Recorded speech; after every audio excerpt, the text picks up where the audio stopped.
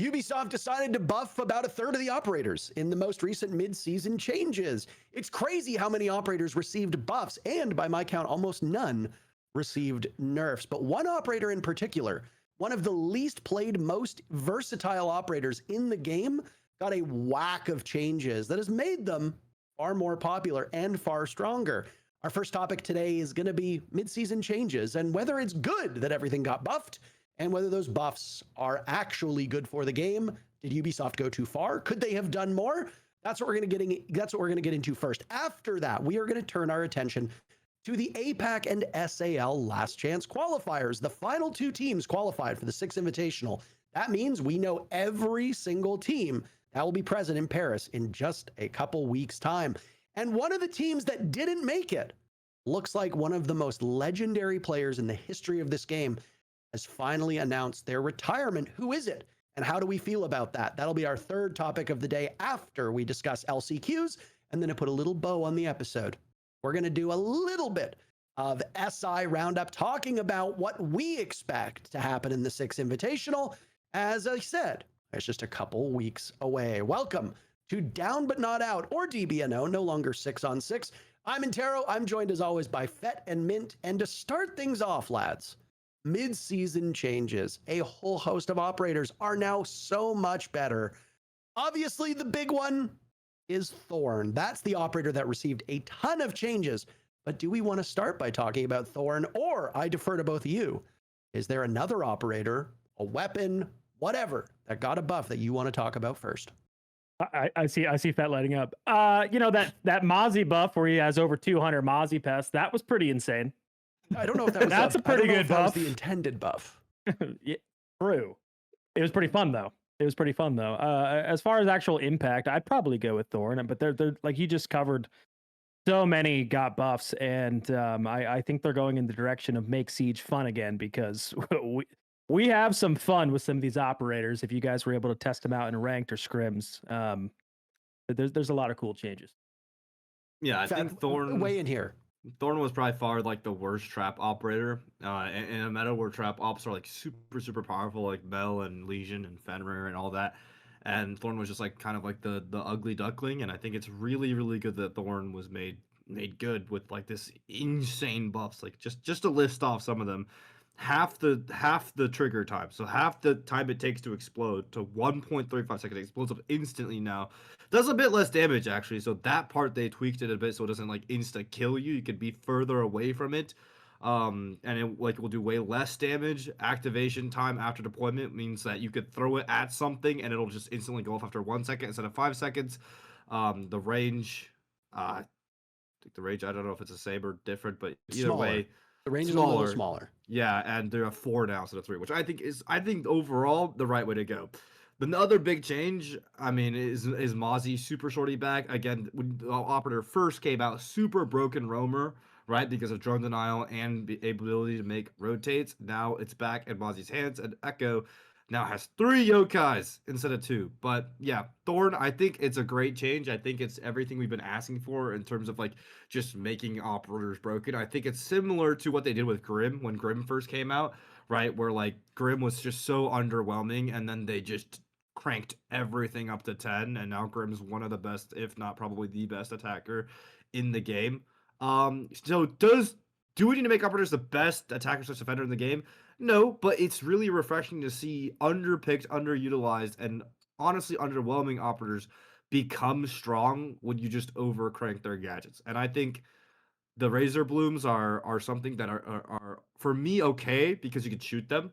My philosophy on balancing is if you as a base character with no util and no abilities can counter it with just like your gun or your knife or your character, I think that's balance. I think that's why shields should be meleeed. I think that's why Azami should be able to be shot, and Razor Blooms you could shoot them. So I think that's good. Just a minor housekeeping thing here. Just for those that are curious and haven't seen the mid-season changes, Thorn got a buff, Mozzie got a buff, Echo got a buff. Then there were what they called refinement changes, which were mostly all buffs as well. Osa was buffed, Capitao was buffed, Lion was buffed, Maestro, you could argue, was buffed, Jackal was buffed, the UMP was buffed. So basically nothing really got nerfed here, which is a bit of a surprise. I know that we said that we wouldn't be shocked if Grim got a nerf at some point because of how versatile Grim is, and I'm glad that you mentioned him, Fett, because when Grim first was released, the reception was quite underwhelming. It was like, oh, well, Grim's not really that good. Why would you bring him? There were changes that were, discussed, like, oh, well, what if you shoot the bees and then you can activate them later so they can be like proper anti-flank? But that obviously didn't come to pass. They just buffed Grim as he stood, and now Grim is very, very good. And if you are watching this show and you don't play Grim, you probably should try Grim. Let's start off by talking about Thorn, though, because obviously this is the big one. Thorn came out, and immediately people were really unhappy when she first released about the fact that the traps could just kill you in one go, especially when paired up with operators like Ela, or when paired up with Razor Wire. Razor Wire doesn't really get played all that much, barbed wire, but Thorn was a little too strong. They kind of scaled her back a little bit. The Uzi, her gun, is still very, very good, and I think people sleep on it largely because the utility is just not very good. Now, almost every single thing on Thorn is better. Yes, she got a small damage nerf, but it will still kill you. Like, that's the point. Like, it won't kill your 3 armors, but it will still kill pretty much every other operator, especially if paired with Razor Wire, because now Razor Wire does damage as well. So let's start by talking about Thorn, and I'll direct the first question to Mint, because Mint, I do know that you play your pro 10s. I do know that you play your community 10s. I do know that you play for funsies. The way that Thorn is going to be seen in a casual setting might differ from the way that it will get seen in a comp setting. Do you think there is any downside to these changes to Thorn? Do you feel like she's even the smallest bit weaker, or do you think this is going to severely boost her play rate and potentially her win rate?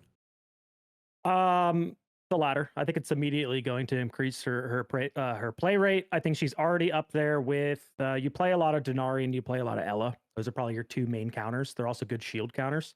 Thorn's kind of up there now as also a shield counter, because shield can't just jump in the window. You got to turn around, you expose yourself, You're taking a lot of damage. So, and it also slows you, right? It's got the slowing effect. So Thorn is now considered that with an extra one as well. The gap coverage at high competitive play. Like, if everyone knows the meta nowadays, it's not a 5-man over pushes like it used to be in my plumber era, right? Like, it's now very spread out, and you're finding gaps. So that's why we're in a trap heavy meta. You gotta cover everything. You can't let there be any gaps, or the attack's just gonna walk at you. You're gonna have that Ashe player just jumping in a window at you and walking at you and running you down. So that's what the traps are for. And Thorn fits perfectly into the meta. I mean, it might be over, like, it might be really, really strong, but again, I like it. I like that the fact that we're changing things up, especially as a viewer now. Thank God, not as a pro coach anymore, that I have to deal with this and figure out where to put it in, because obviously the pros will be playing on this patch, and SI and everything that they've been practicing on, now they have to practice on this mid-season patch, and they have to learn very quickly in the week or 2 right before SI how Thorn fits in. I do think we're going to see it a good amount, though. I personally think Thorn really just needed a secondary shotgun, and I know we've talked about that before, where we don't know if balancing is needed for secondary shotguns.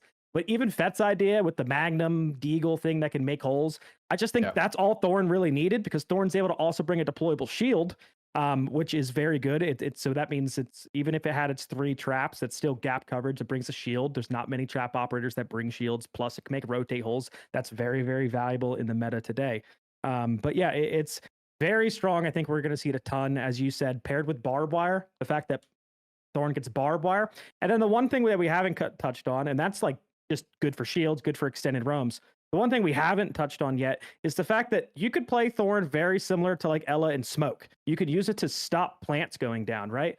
So now, man, I'm thinking bank basement, just an example. Like, first off, we haven't even got there yet, but 3 echo drones, and now you can have Thorns technically could stop the plant on those like, you waste a ton of time. They have to get off the plant because of how quick it activates and how quick it triggers. It will down your planner, especially in combination with smokes and tachankas.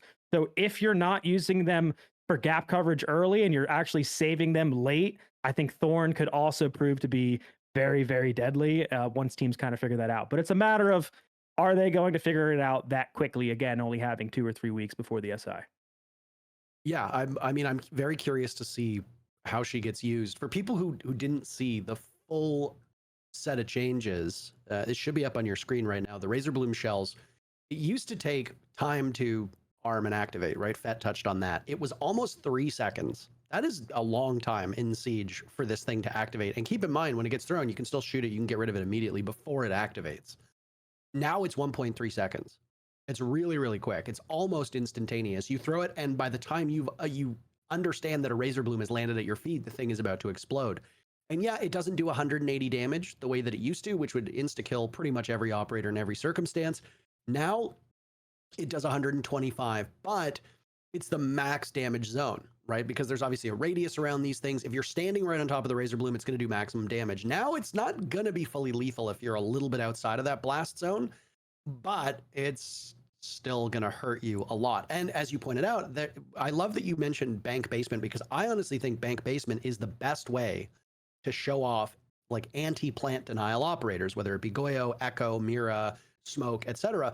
Because there's always that same rhythm, right? You either go through that single panel from CCTV into the actual bomb site, or servers into CCTV, or you try to go by the bomb chassis itself, both of which leave you extremely exposed to nitro cells, smoke, Tachanka, and now you can add razor blooms to that. And of course, the Echo buffs are going to be huge as well. Activation time after deployment, 5 seconds down to 1 second. That was another big one that Fett mentioned. The detection and explosion range, I think, is a little bit smaller if memory serves correctly. And then it also gives you a debuff now. So if you jump in a frost mat and you free yourself, you're bleeding, you can't run, you leave a trail of blood behind you, you make noise, the razor blooms are going to do the same thing now. So you have a debuff for 15 seconds afterwards, which actually seems really, really long. I don't actually know if that change is in line with what the rest of her changes are going to do for her. Like, that seems like if you throw a razor bloom off site, like let's say you're defending the other side of the map, you're playing on bank, the basement is the bomb site, and you throw like a razor bloom upstairs in CEO and somebody jumps in, like maybe I could see that being a factor. But I don't know if the debuff will matter too much for if you're using her for plant denial. And then she gets an extra razor bloom. That's the last change. She goes from 3 to 4. There's no way to cut through this. These are a huge amount of buffs here. And I've already seen her a few times in ranked, and she's very unfun to play against, because like when Legion was really good, it's hard to counter her unless you bring the right set of tools. It's going to require us to adapt, but there is obviously some frustration and lack of counterplay with her gadget. But how much do you think we're going to see of her at SI, Fett? Do you think that she's going to be around frequently? Do you think teams will use her more? Or do you think what Min said, it might be a little bit too soon to see teams potentially change up their strats to bring her in with only a week or two of practice? I've realized that like pro teams in general are pretty slow to realizing the full potential of any new operator, any change when they first come out. I think only a handful of teams actually try to like really crank like the maximum usage of that operator, and then like things come back to even.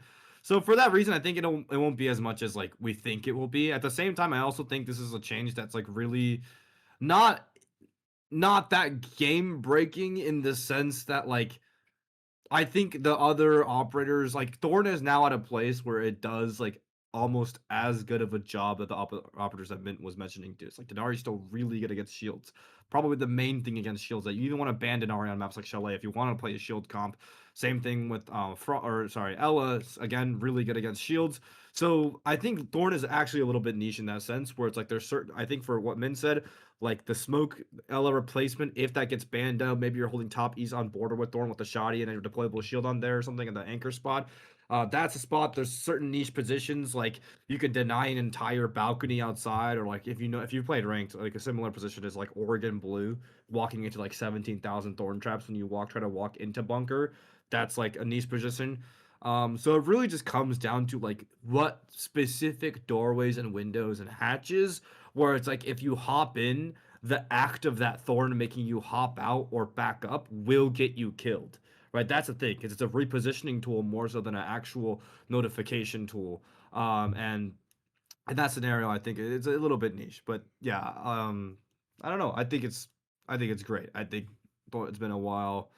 Thorn's been kind of like just kind of spit on every tier list I see. She's been so Yeah, bad. Thorn's terrible. Also, not to mention the silent buff that she has, where the CZ has it's more forward. It's good. This is I played Cav the other day, and it makes Cav a lot easier as well, right? Like for people that haven't followed along, one of the big changes they did in Operation Tenfold Pursuit about a month or two ago was they made it so that the pistols and sidearms are not right up against your nose; they're farther out. And we talked about buffing the CZ75 a month or two ago, right? Like we were like, this thing is not a bad gun. It's just because it's like your entire screen and it's up so close, it's bad. Thorn has that. So I mean, like, I understand that we could add a secondary shotgun to her, but the changes to the changes to the point of view of these sidearms, I don't think it's enough to make the CZ75 become her primary so that she can bring the M870, that German pump shotgun that, you know, Bandit and Jaeger run. I don't think that we're going to see her start running that as her primary with the CZ75 as her secondary. Maybe some crazy, I'm sure crazy people will do it for content and will do it in ranked. But like, I completely get your point, man, where it's like she could benefit from a secondary shotgun, but I mean, you can't have operators, I guess, that do it all. And right now, I think these changes put her in a much healthier place. I am very eager to see how pros use her, because, you know, the two operators, there obviously there's like three operators that I think are points of comparison here. Like Frost, Legion, and Ella are all like, Thorn's kind of like pieces of all three, right? Where like, if you're roaming, it's not uncommon for a Frost to put down like frost mats on windows. So for example, on border, if you're roaming, you can put frost mats upstairs. On chalet, same thing. You can roam upstairs on library, put your frost mats down, and people have to choose, do I go after the gadget or do I go after an operator that's watching it? If you're not using it like that, because it's not instantaneous the way that frost mats are, you're going to do the vault in, vault out, just like you said, Fet, which is more akin to like a Guzmat mine or even like a goo mine from Legion, right? Like you jump in, you take the damage, whatever, but the goal is to get rid of the gadget and get out safely. Thorn can act like that, but then she can also work doing plant denial, which is what Mint said and you said as well. So it's like there's a lot more versatility here with her kit, and I'm excited, frankly, to see which way pro teams go and what application they feel is best for her. Yeah, I think Fett also had a good point with the repositioning that I didn't think about with, like, let's say somebody gets on a cam outside like border on break. If you just have one in your pocket and you throw it out there, is that guy just dead before you get off cams? How quick it activates? Yeah, you've got like a second or two, right? Like, can you use that basically as a grenade on defense? Like, can you just I throw it at people? I really like that now the more I think about it, because I think one thing in R6 that I'm glad we're missing, to be fair, I'm glad we're missing this, but that is missing in a niche kind of way, is the kill utility, right? Like on attack, it's like Fuse and Capitao, and that's it. You know, where it's like we don't have as much of the util that just like straight up just fries your opponent, like the damage, straight damage utility, and like everything that gets added is another wall denial, another breacher, another. So I might be completely wrong on this. Actually, I'm not thinking properly, but either way, like I think this is great for that reason. Like if we have a dude that can just, hey, you're sitting still, let me just throw a fucking thorn trap at you, and then you're just boom. You know, like no second chances. If I had deadly accuracy on my throws and my fucking Steph Curry with my thorn traps, bing bang boom, you're dead. So I think it's pretty cool. Another, speaking on the kill utility, I think another big change that happened in the refinement changes was Capitao bolts from 13 to 10 seconds. Now this strat isn't in the meta anymore, but I'm pretty sure that like disables like the dock tanking a Capitao bolt, if I'm not wrong, because I think before you would like just barely survive it, right? Mint with like all the dock stims and a perfectly timed double Capitao, and now you're like fucked, right? Like there's no way you're dock stimming through that, right? Yeah, they increased it, right, from 10 to 13. So yeah, I mean, you rarely see it anymore anyways, right? You kind of see it, like you were saying, it's kind of out of meta. You see it like chalet, that dark corner, like close library. Yeah. You would see like someone kind of sitting there trying to do it, but Garage. yeah, if you want to play a dock and garage nowadays, I guess you could. Nowadays, Doc's kind of just thankfully Doc's out of the meta now finally, but yeah, no, that's a good point. The burn damage in general it's nice, even like pros use the burn damage or like just to keep people out of an area, just area denial. Like say labs, if they want to take rafters on that, right? They usually clear out the Azami out of rafters, they'll fire the rotate, and that allows everyone to walk up the stairs and just get into position. So it just buys them a little bit more time, maybe be cautious for a flank happening here or there before they kind of walk up the stairs. But yeah, overall, I wonder what the direction though led them to. Like, hey, it's 3 more seconds. You know, what's 3 more to a Capitao? I don't know. I don't know if it was needed, but why not? I guess why not? Yeah, I mean, I kind of raised my eyebrows at the Capitao buff because I have said on this show, I've said it on my own stream, I've talked about it on the broadcast. Capitao is so strong right now. Why does he need a buff? Like especially with the new DMR.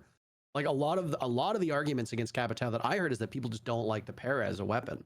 Fair enough. You know, like Capitao obviously had some use cases when he had the LMG, and we were in the midst of that LMG meta where it was like you saw Gridlock, you saw like obviously Ying, you saw Finka, you saw Zofia, you saw Capitao, all because they had LMGs. But then they've given Capitao the DMR, and general consensus seems to be that DMR is really, really strong, like most DMRs. So you've kind of fixed that problem. Capitao has secondary hard breaches. So if you don't bring a hard breacher, Capitao's there in a pinch. Like, and look at a bomb site like Garage and Clubhouse, for example. You want to take care of somebody playing Rafters, Capitao can do it all himself. And now the flames last even longer. Like, I pity whoever has to play up there. Do we want to talk about Capitao next? Do we want to spend some more time? I kind of want to get some predictions here on Thorn before we move on. I hate that I'm stopping this discussion. Oh, no worries. What do we think of her pick rate from a pro standpoint? And then let's focus on the pro aspect first, and then we can talk about the casual side of it, right? Like, because whether she finds viability at a pro scene doesn't matter. I've already seen her way more in the last week in ranked than I think I've seen in the last 2 years. So I'm curious what you guys think. Do you think over time she will be able to muscle her way into the defender lineup, or do you think she's still going to be really niche and only used a couple times? I have not really seen her more, honestly, in upper ranked. I don't know why. Pro scene. Oh shit. I want to start with that. Upper rank too, but yeah. Upper rank can work. Sure. But pro scene, I think it will be picked more no matter what, because she just wasn't picked before. So it's like, I don't think it'll be overpicked. I don't think her pick rate will be above Denari's pick rate or Ella's pick rate, if that's what you're. Maybe Ella's, maybe I don't think Denari's. That's my answer. I'd probably agree with that. Probably right around the Denari pick rate. I also think, and I was already leaning this if I was coaching, and you're against a team that you don't have to get rid of like a shield operator, some other cheese. I think there's some maps where Twitch bans are really good, and now Thorn is another thorn in the side of the attackers, right? They don't have Twitch. Good. You already can't clear Fenrir's because you can put them up high. What are you gonna bring a Brava? It slows you down. Whatever. You can bring so many trap operators. Denari. Now Thorn, it's like, I mean, they did thankfully add Thatcher. I'm pretty sure you can EMP him, if I remember correctly. Thorns EMP'd. Yeah, please. Yeah, okay. Yeah, you can. Making sure. So like Thatcher, and still I haven't seen enough Thatcher pick rate in Pro League. I just think, and to Fett's point earlier, for some reason, a lot of the pros are just like kind of slow to making some of these changes. Like I thought we'd see Thatcher a lot more. I'm asking people when we're co-streaming, I'm like, I have hot and cold, and I'm like, why are we just not clearing this guy with, why are we just EMP and Capitao fire this guy to rafters? Like, why are we still bothering with going underneath and EMPing the guy from below and then Capitao firing? It's just like, pros just have a way of doing things, and there's no reason for them to kind of switch things up and have to get innovative sometimes. So I feel like we will see a lot of Denari still, a lot of Ella still, but I do think there are going to be those teams. So Thorn's going to rise to, I don't know. What's a good pick rate? 30%? Something around there? Like I still think we'll see a good amount.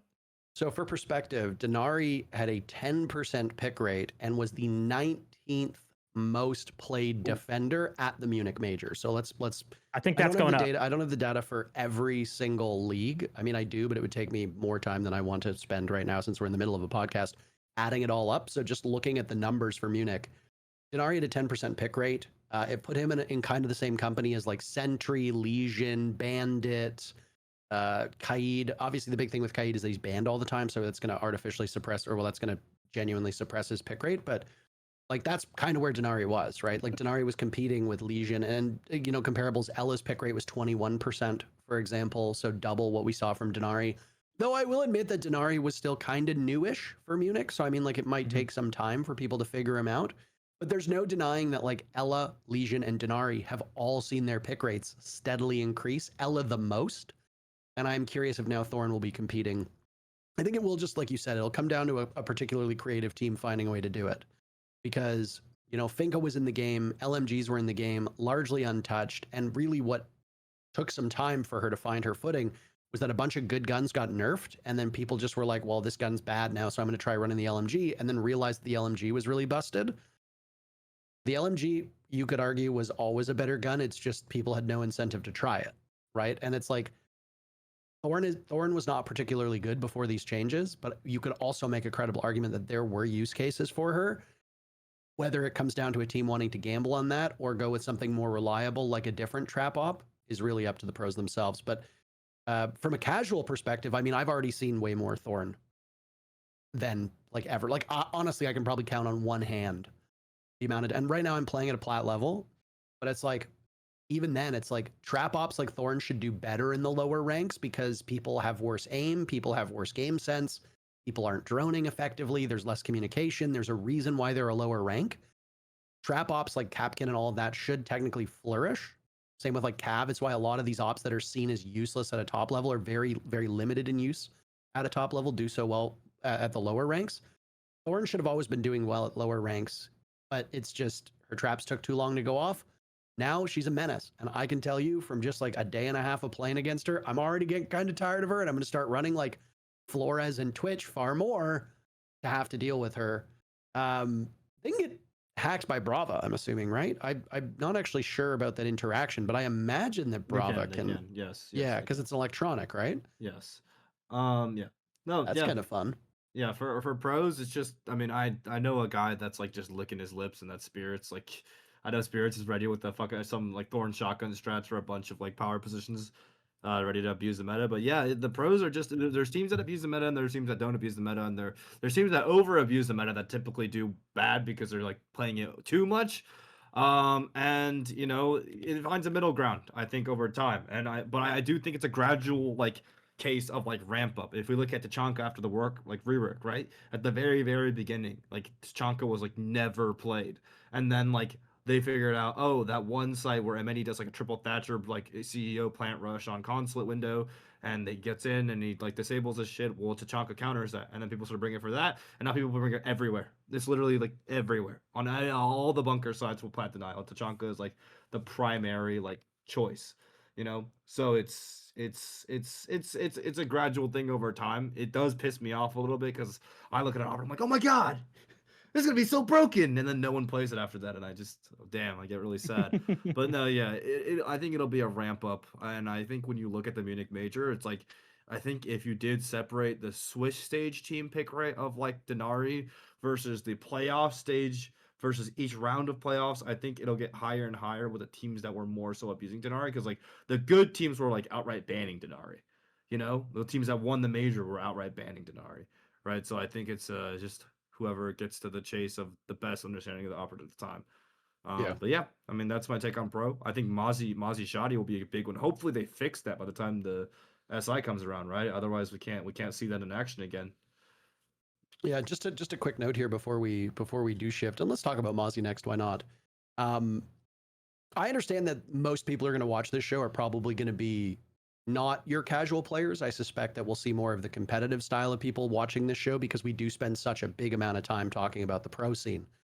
But I do think it's worth noting that, you know, the casual scene is why this game exists. We can't ignore it. And I'm all for buffs that help the casual scene. Like where I usually diverge is when the casual scene sees a change and they're like, oh, this change sucks for us. It's only for pro play. And it's like, well, no, actually, like you wouldn't notice it. It's fine for casual as well. It doesn't always need to be like this war between the casuals and the competitive heads. Like, let's declare peace here between the two of us.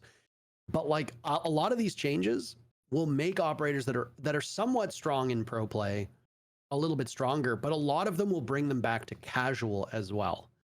Right? Like you see a lot of Lion and Dokkaebi from a casual perspective. You really don't see a lot of Jackal from casual play. You don't really see a lot of Capitao from casual play. You see him a lot in comp. You don't see Tachanka. Yeah, you don't see like any Tachanka. Like I almost never see Osa in a casual perspective either. So these changes are going to, and Echo in particular, never see him because you've got guys who can't communicate. You've got people who aren't helping. Like people want to frag. A huge part of Echo is avoiding fragging as long as possible. So it's just like, I like these changes from a casual perspective because people who wouldn't necessarily try these operators might now actually give them a shot. And that'll be healthy because now we're going to have a greater amount of diversity when it comes to viable ops on both attack and defense. So let's focus on Mozzie. He's one of my favorite operators. This is a relatively small change. And yet Mint has such a profound impact on the way that he will be played. Mozzie? Yeah, super shorty. No. The super shorty, like we were saying before, super shorty being added to any operator pretty much gives them viability at this stage of the meta because we have a lack of it. So people that can make them obviously, Mozzie, back in my day, Mozzie was big on the SSG roam. People know about the clubhouse, right? The mute Mozzie roam. Both have shotguns. Both can make the rotates. They could both do the entire setup upstairs. Well, Mozzie's back, and now we got the flexibility. I don't even say Mozzie's back because Mozzie already was really good, if not niche, at least at the pro level. We see typically in what we would call like peelback strats or C4 win con strats is where Mozzie shines. It's like that operation or that operator formation that you would always see. The operator lineup with like Valk, Pulse usually has a Mozzie, right? And that is because you're trying to waste time. Let's think of Cafe. You're playing a second floor site. You're trying to waste time on the top floor. So you're going to bring a Mozzie and Mozzie past everything on the top floor and waste a bunch of time. And then you're going to fall back down and you're going to be able to play your C4 win con. So if anything, I mean, Mozzie has a super shorty, so you can do a lot more of these roams on some other maps. We might see Mozzie back on the top floor of Clubhouse because you don't really see Mozzie on that one anymore. I think both. This is where you kind of get into an argument. What kind of gun do you use on Mozzie? Because I see so many people between the Roni and the Commando. And every time someone prefers the Roni, I feel like I watch them go out of ammo and whiff all their shots. And I'm like, if you would have just went the Roni, where you get what, like 10, 12 more bullets? But anyways. Commando. Yeah. Or the Commando, thank you. Yeah. And has one of the coolest reloads in the game. Which one? The Commando? Commando. The way he like shakes. Yeah, he's like, boom. Yeah. I know what you're talking about. He's got one of the coolest reloads in the game. Not that that I've ever matters. paid attention. Yeah. Warden's up there, right? Am I crazy? I think the coolest reload in the game now is probably the Valkyrie Paragon skin or whatever it is, where she like pulls like the thing out and slaps it back in. But yeah. Mozzie is presently disabled for those not to interrupt here because there is a bug where he has unlimited pests. Don't know how that happens by just giving him a super shorty, but game dev is a mystery to all of us. Happens. He lost his shotgun. He lost his super shorty 5 years ago. Yeah. It's been that Crazy long. to think about, yeah. Now he has a back. 5 years ago, he lost his super shorty. Half a decade. Yeah. And what's the pick rate on Mozzie? Or like the current? I actually don't have. I don't have the graph in front of me. Well, you pull that. I feel like it was starting to get played again. Yeah, it definitely was with 4 pests. The 4 pest buff, I think 100%. I think it was a super niche pick rate. Occasionally, I think it's good that he has a shotgun back. I think before, the conversation around Mozzie back when he was super high picked with the shotgun and the 1.5 was that he could do everything. He has a drone denial. He has, the shotgun. And I think indirectly the mute nerf also buffs him a little bit because if you're only playing for drone denial, then Mozzie does everything that mute does. Essentially, and he gets you a drone. Basically, it's like basically on the same level of mute. At that, the only thing that mute does better is a Deimos counter. I would say, but I think that the main line of conversation that came out of this Mozzie buff, to me, was what do we do with secondary shotguns? Because I think we're at a different stage of the game now, where it's like before defense had 1.5s and ACOGs. Now that is not the case anymore. Where it's like, I feel like the firepower on defense isn't the same as before. And the way I see it is that giving a defender a secondary shotgun is almost akin to giving them a 1.5, where it basically it almost like instantly makes them good. There's only like 2 ops that I could think of that have a secondary shotgun that aren't like overpicked, which is like Doc and like maybe Frost. But Frost is like amazing, Frost is a really good op. So it's at that stage where I'm like, when I look at where the game is going, I'm gonna say my take first. My take is that I'm starting to agree with like the likes of Pamba and Reaper more. If you remember the old YouTuber Reaper Ian, his take on secondary shotguns was that every single defender should be able to make rotates no matter what. Like that's his take. Helby said that as well. Helby said that give everybody the bailiff. Helby said that. Yeah. Pambazoo started saying that. And at first I was like, that doesn't make any sense. But now that I'm watching, like with the way the game is currently going, defenders got all their scoped weapons removed. Mute doesn't counter Grim anymore. Mute doesn't counter Ace anymore. Like Ace just got buffed. Heartbreach just got buffed. There's so many cheese operators. Ying shields are insane. And honestly, it feels like the game is moving towards attack side to where, hey, why not make defense's strength be in the setup? Why not let them make as many holes as they want? And so that's where like I understand. That's why I proposed, like speech mentioned earlier. If you didn't see my tweet or a previous episodes of the podcast, I proposed an in-between solution where you let heavy pistols like deagles, like magnums, like revolvers, you let them make Deimos pistol like holes, and then you redistribute who has them. Because that's a good in-between of just straight up having a secondary shotgun and not being able to make any rotates at all. Right? Because if you have a revolver that can make a Deimos pistol hole, realistically during a prep phase, you have time to make one, at most two of those if you're not doing anything else. So it's like what, you're letting a guy make one rotate, without an impact. I think that's fine. Right? I think I'm gonna keep pushing that, honestly. I'm trying to say that as much as I can ever, because I think that'd be a great addition for the game. And I think the fun in Siege, honestly, on defense is being able to make your setups. Being able to, go on a roam, make holes for yourself, rotate it around, and if attack strength is being able to pick apart defenses, which I agree should be, and their cheese, honestly, in that scenario is fine with me. Then a defense strength that should be able to be fortifying the map, and for all the Macy J fans that are like, oh my god, the game's like too untactical. I think that would help a lot, right? Because now it's like no matter what, if you're an attacker and you're not picking apart the map, you're not droning a map, then you are walking into some sort of like death angle hellhole setup, and you need to be able to So I'm starting to agree more with Pampas is what I'm trying to say. Like I'm starting to agree more with Reaper. I'm starting to agree with Mahelby. I'm starting to think that hey, maybe we should start aiming at making as many defenders as possible be able to make holes now that their gun power is less, their util power is less, and we're heading in this attacker direction. Yeah, I mean, the thing that also frustrates me from a separate perspective, which is your solo queue perspective, and I know the game obviously cannot be balanced around solo queue. It shouldn't be, but especially now with how prevalent the mic bug is, I will go into like consecutive ranked games where only one person on my team can hear my voice. I'm not going to be typing in chat or hot binding the contextual ping or scroll wheel or whatever it is to be like, need a breach here. Because what if nobody brings a shotgun or impacts during prep phase?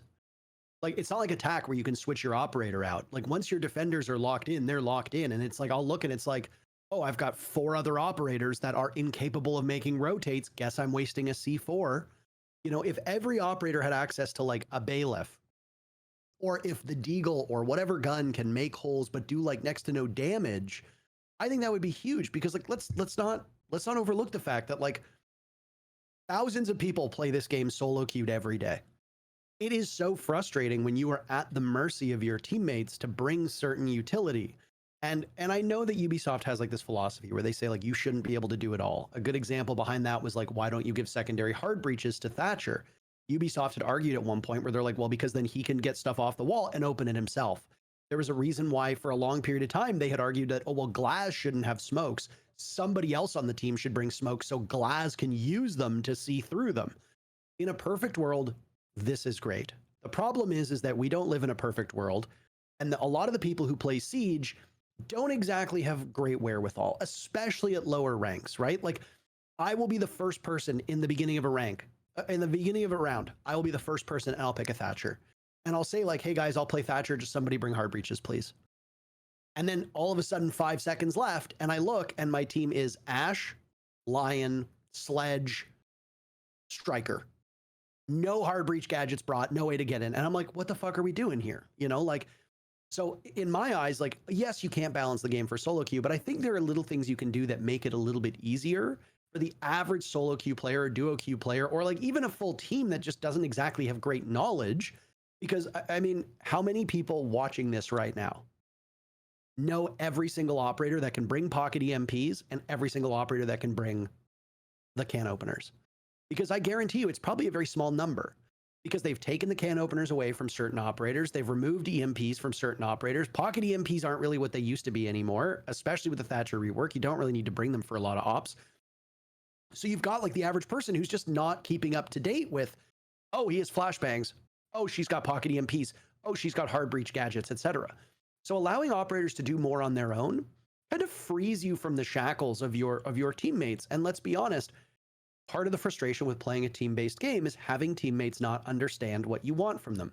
Castles castling you in, people reinforcing between bomb sites, people not knowing where to rotate and put rotates in, etc. So opening things up for operators like Mozzie or other strong ops to get secondary, shotguns or bailiff or whatever to make holes is huge. On your screen, by the way, should be the defender win rate, which is the win delta that we're looking at. As you can note here, a lot of this is quite constrained. Nobody is really picked a lot. Nobody is really too strong.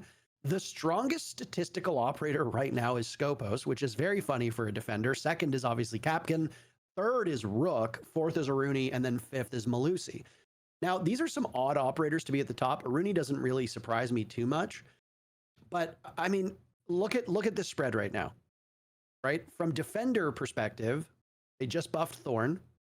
Thorn, who is like the fifth or sixth least picked operator, who does have a positive win delta, but I mean, the lack of her pick rate is gonna impact that. Both Pulse and Castle just got buffs because the UMP was buffed. We'll talk about that in a little bit. Echo just receiving a buff as well. Maestro receiving a buff. They really did target a lot of these really quite weak and underpicked operators. And I like that. Again, I like that. I like that they're buffing these ops. I think Mozzie getting the shotgun is good. They nerfed Mozzie because he was too strong with Mute. Mute is now not very strong. He's in the overpicked too weak category, but just anecdotally, I see him way less in ranked, and he is a lot easier to deal with. I don't know if you guys echo that sentiment, but I do like the changes quite a bit. I do like some of these. And if we're done talking about Mozzie, which defender do we want to talk about next? Please, if you want to keep talking about Mozzie, keep talking about him. But could I touch on that topic for Fett? I would love it. I would love that. Just because you gave your opinion, I actually would love to play devil's advocate here, just for funsies, to be honest. Because there's people watching that probably don't agree with it, and I'm for fun. I'm gonna touch on it. I'm gonna touch on my thoughts for that. So Fett mentioned about the game going in the attacking direction with all the buffs and everything like that, but I don't think we could ever really be in a true attacking meta. I don't, because if I'm looking at the casual level, people don't use their microphones. Like you're saying, Parker, right? So at the end of the day, the game is always going to be defender-sided. Why? Because you're going to lose to time. So it's a 6v5 automatically at the casual level. You're going to lose to time, and we're not helping each other out. We're all running around the map with our heads chopped off. We are going to be a defender-sided game because they're inside the map. We have to come to them as attackers, and people don't talk. Even at the highest levels, we can see it. Most maps still being defender-sided because and that really tells you what pro teams have good IGLs, because attacking is so hard and so oppressive in this game.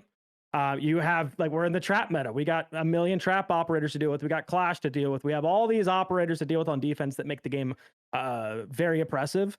So I don't think we'll ever be an attacker meta. I mean, you might have to give us like 10 more shields. I don't even know. And I'm not advocating for that, but I'm just saying I don't think we're going in an attacker direction. As far as the solo queue option or that we're talking about, I feel like there's a skill and a skill ceiling to solo queue a little bit. You need to know the operators that can make the rotates. You need to plan if you look at your team and you see 4 people are not bringing shotguns, I feel like you have to be flexible as a solo queue player. You can't just stick to one role when you're playing solo queue. You have to be flexible. If you notice your teammates are running around, then you need to play support. You have to set up you got to set up the site. That's your job. If you're just going to run around, then you're accepting that attacking philosophy too, of like, we're all just going to run around. We're all just going to hopefully get kills. And I mean, that's a completely different story. I feel like it also kind of like, because only certain operators have shotguns, you also see I feel like it's easier for casuals to understand who the anchors are, right? It's the ones with the shotguns. Yeah. It's the ones that can set up the site. And I think it's even in their like lore text box about how to play an operator. It's like, this operator can set up site, right? So it's like, I feel like it's easier for the players that know that maybe they don't want to run around and they want to play more support. Like, hey, I got a shotgun. I know I'm mute. My job here is to, set up my jammers and help make some rotates and things like that. Vigil, I'm just trying to imagine Vigil with like a secondary shotgun. Like, do I want a Vigil that's able to set up the site? That kind of sounds ridiculous. I feel like that doesn't feel like, right? He's got impacts, but do site setup if needed. But like, imagine him literally.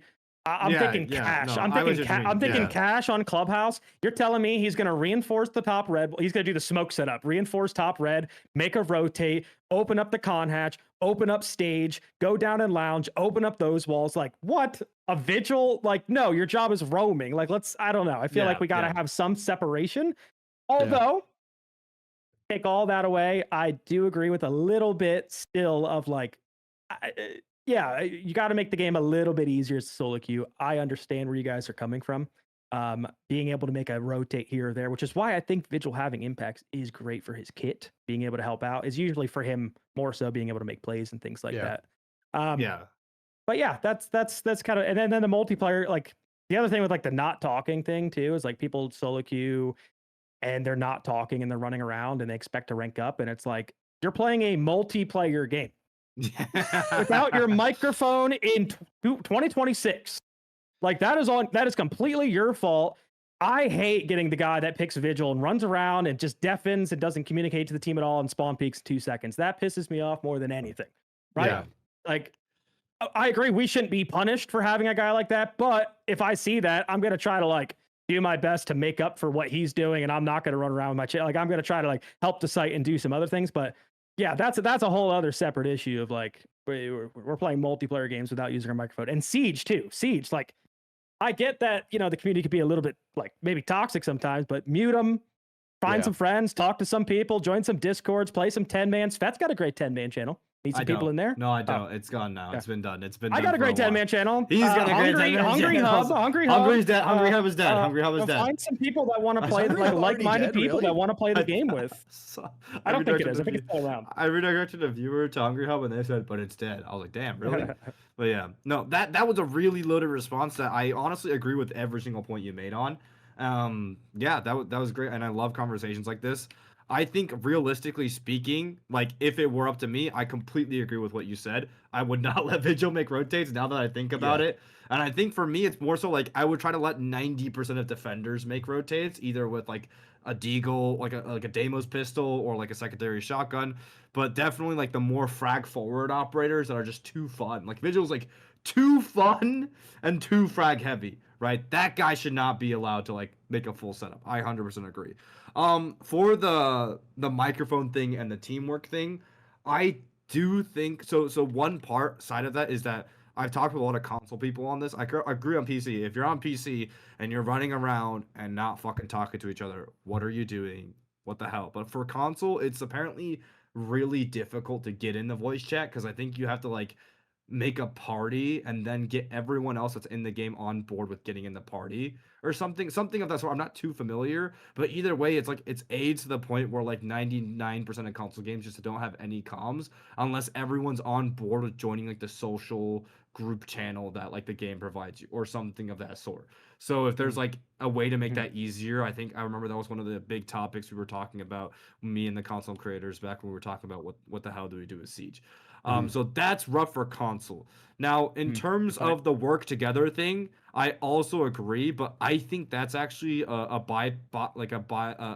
effect of rank 2.0, actually more than anything, because like the runaround, because like I said, if you get a bunch of shitty champs into upper champ elo, and now these champ players, they don't have to do anything to win other than run around and kill people. And now when they go against real stacks and run real strats, they get completely slammed. Like I was playing with a very talented stack and we got slammed by a bunch of 0.9s who just all they did was run strats.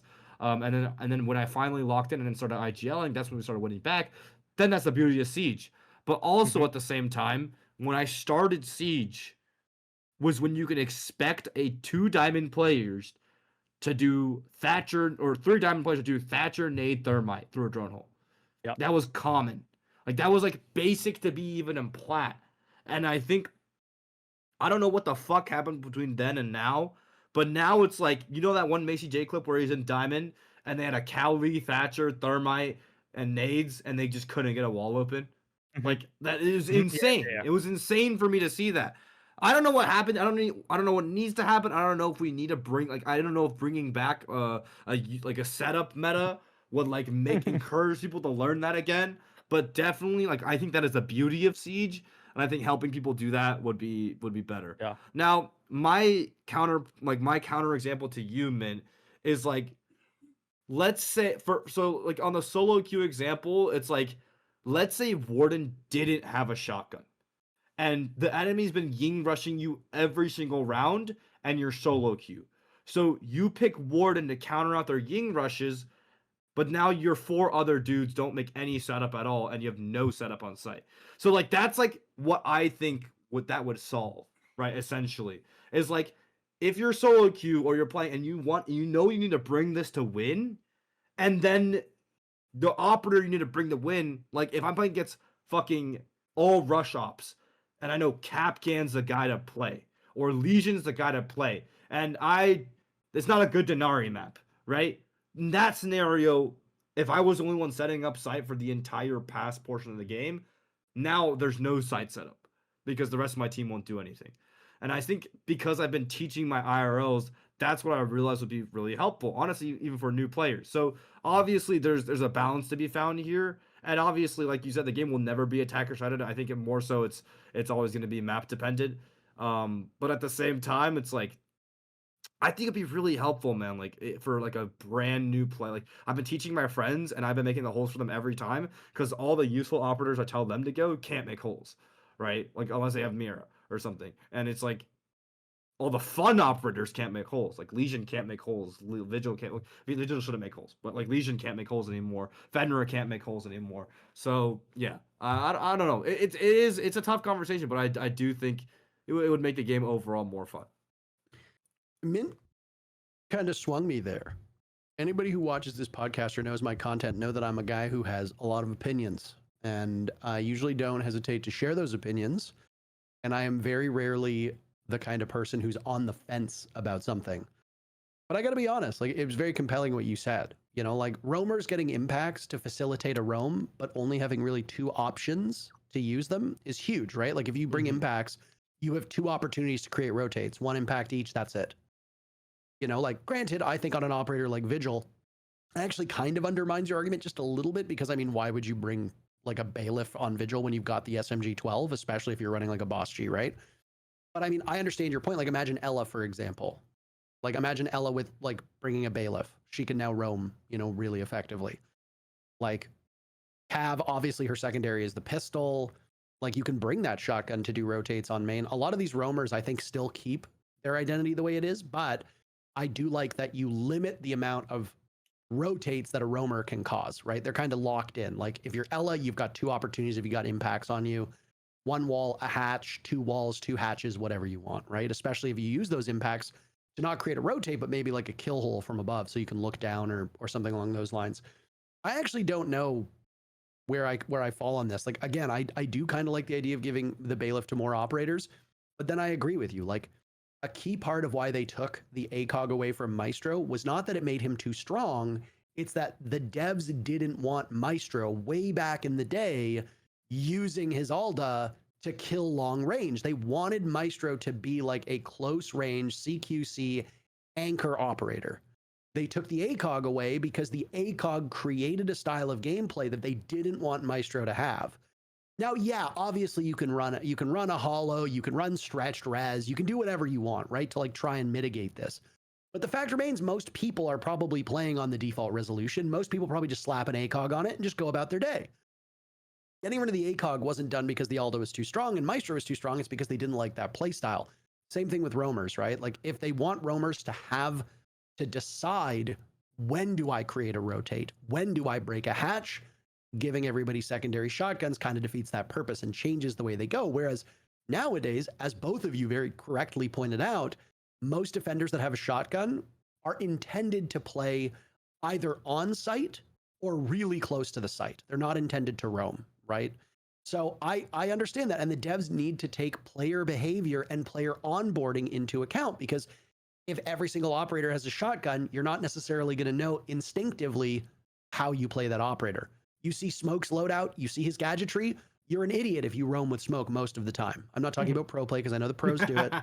But like if you roam with Smoke in like casual, you're wasting your time. You're griefing. It's no different than, you know, the Vigil locking in on a 3-4 score line with no mic, trying to spawn peek with a boss G and immediately dying. So it's a tough needle to thread, I think, for the devs. To your point, though, about the comms thing, Fat, I will say I have been playing with an awful lot of console players when I've been streaming, not by choice, just because they pop up. Not by choice. It would not be by choice. I would love it if they could turn off crossplay for PC. Please stop putting me with console players. It's not about like a console versus PC thing. I say this a lot. It's just like there's a fundamental difference between the way that console players approach the game and the way that PC players approach the game. And I do not find that matchmaking does a good enough job bridging that gap and actually aligning you with people of your skill and understanding. So like, please just make it so I'm only playing with PC players. That's all I ask. But I will say a lot of times you can check if they're on console. If you click on their profile and they have 2 names, you know that they're on console because one's their Uplay name and the other's like their gamer tag. A lot of console players talk in game. So, I mean, like, I don't know if maybe this is just like a unique console thing, but I actually find as of late, the most people I find talking to me in my games are on console. And I noticed this because a lot of them have open mic and you can hear everything happening in their house. And then they'll die and they'll just go on TikTok and you'll hear TikToks blaring while you're trying to clutch a 1v2 with 17 seconds left. And you just hear the TikTok AI voice and you're like, okay, like, I don't know. I think defending is hard. I think it is easier than attacking. And I think you guys are spot on when you say that defenders will always have an inherent advantage in Mint. The fact that you called it a 6v5 is fucking amazing because you do have an extra teammate. It is the clock. The most balanced that we've ever seen the meta was when Lion got released. Think about how broken Lion was. That's what it took for pro play to finally have maps break in favor of attackers. They nerfed Lion, went back to being defender-sided, right? To the point now where we get made fun of on broadcast when we're casting if we say this map is defender-sided. Because people are just like, water is wet. Or water is water, I guess. Yeah. I don't know if you guys have anything more to add. I want to move on just because we've spent about an hour at this point talking about it, which is great, but there are other operators for us to get to. There are 2 more defending operators that we need to talk about, and then 1 gun on defense as well. Echo gets 3 drones up from 2. Would you like to interject? No, I just want to put like the last point on this. Do it before I forget it. Stamp it. Because I think it's actually one of my strongest points. Is Okay. that like I fully agree on like the understanding the roles of an anchor and a roam as a new player, because that's how I was introduced to the game as well. But I think the game has evolved to a point where like these extension roams are more and more so becoming like almost like a default setup that you should know once you get to like upper ranks within the game. To the point, so my biggest example for me is just like it is almost impossible for me to teach my friends how to do a vert hold strat on a site that it is clearly the best thing to do at multiple levels of the game to hold vert on. Like it's just blatantly obvious because it's impossible. Like not because it's impossible. Like I cannot do it. Even with the Chonka, I cannot do it. I cannot tell them what to reinforce. I cannot make enough holes in time, and and then the enemies rush to the site and we lose. And so at that point, I give up and I make us play a bunch of traps and never hold above. And then the moment an enemy takes above on us, they make ram over us and we all instantly die. And it's like, I feel like that's something that should be core to what you like encourage Siege players to do. Like on a site where it's just inherently, blatantly a vertical play site, new players should learn that concept very early on, instead of just, I play horizontal and traps for the entirety of my rank career until I hit champ and play with I play with one team like in champ that like suddenly tells me, because they played T3 before, that I need to make holes above, you know? And I'm like, oh my god, which I feel like it's what's happening right now, you know? And so that's my thing. Is like I think the game has changed where now it's like before, maybe at like high ranks, like the progression of it is like you don't really learn to extend vert, but I feel like now it's like it's so much like even golds know that some places have vert. Like and you should know that some places have vert. And it's like I think the game has just evolved in that sense. Because back then, right, Mozzie JC4 and someone going underneath was mind blowing. But now it's like the most default thing you can play with pulse. So I don't know. It's tough for me. But yeah, let's talk about the other operators. And this win delta chart, by the way. Like that's an insane. I didn't even look at it. That is insane. It should still be up on your screen. Yeah.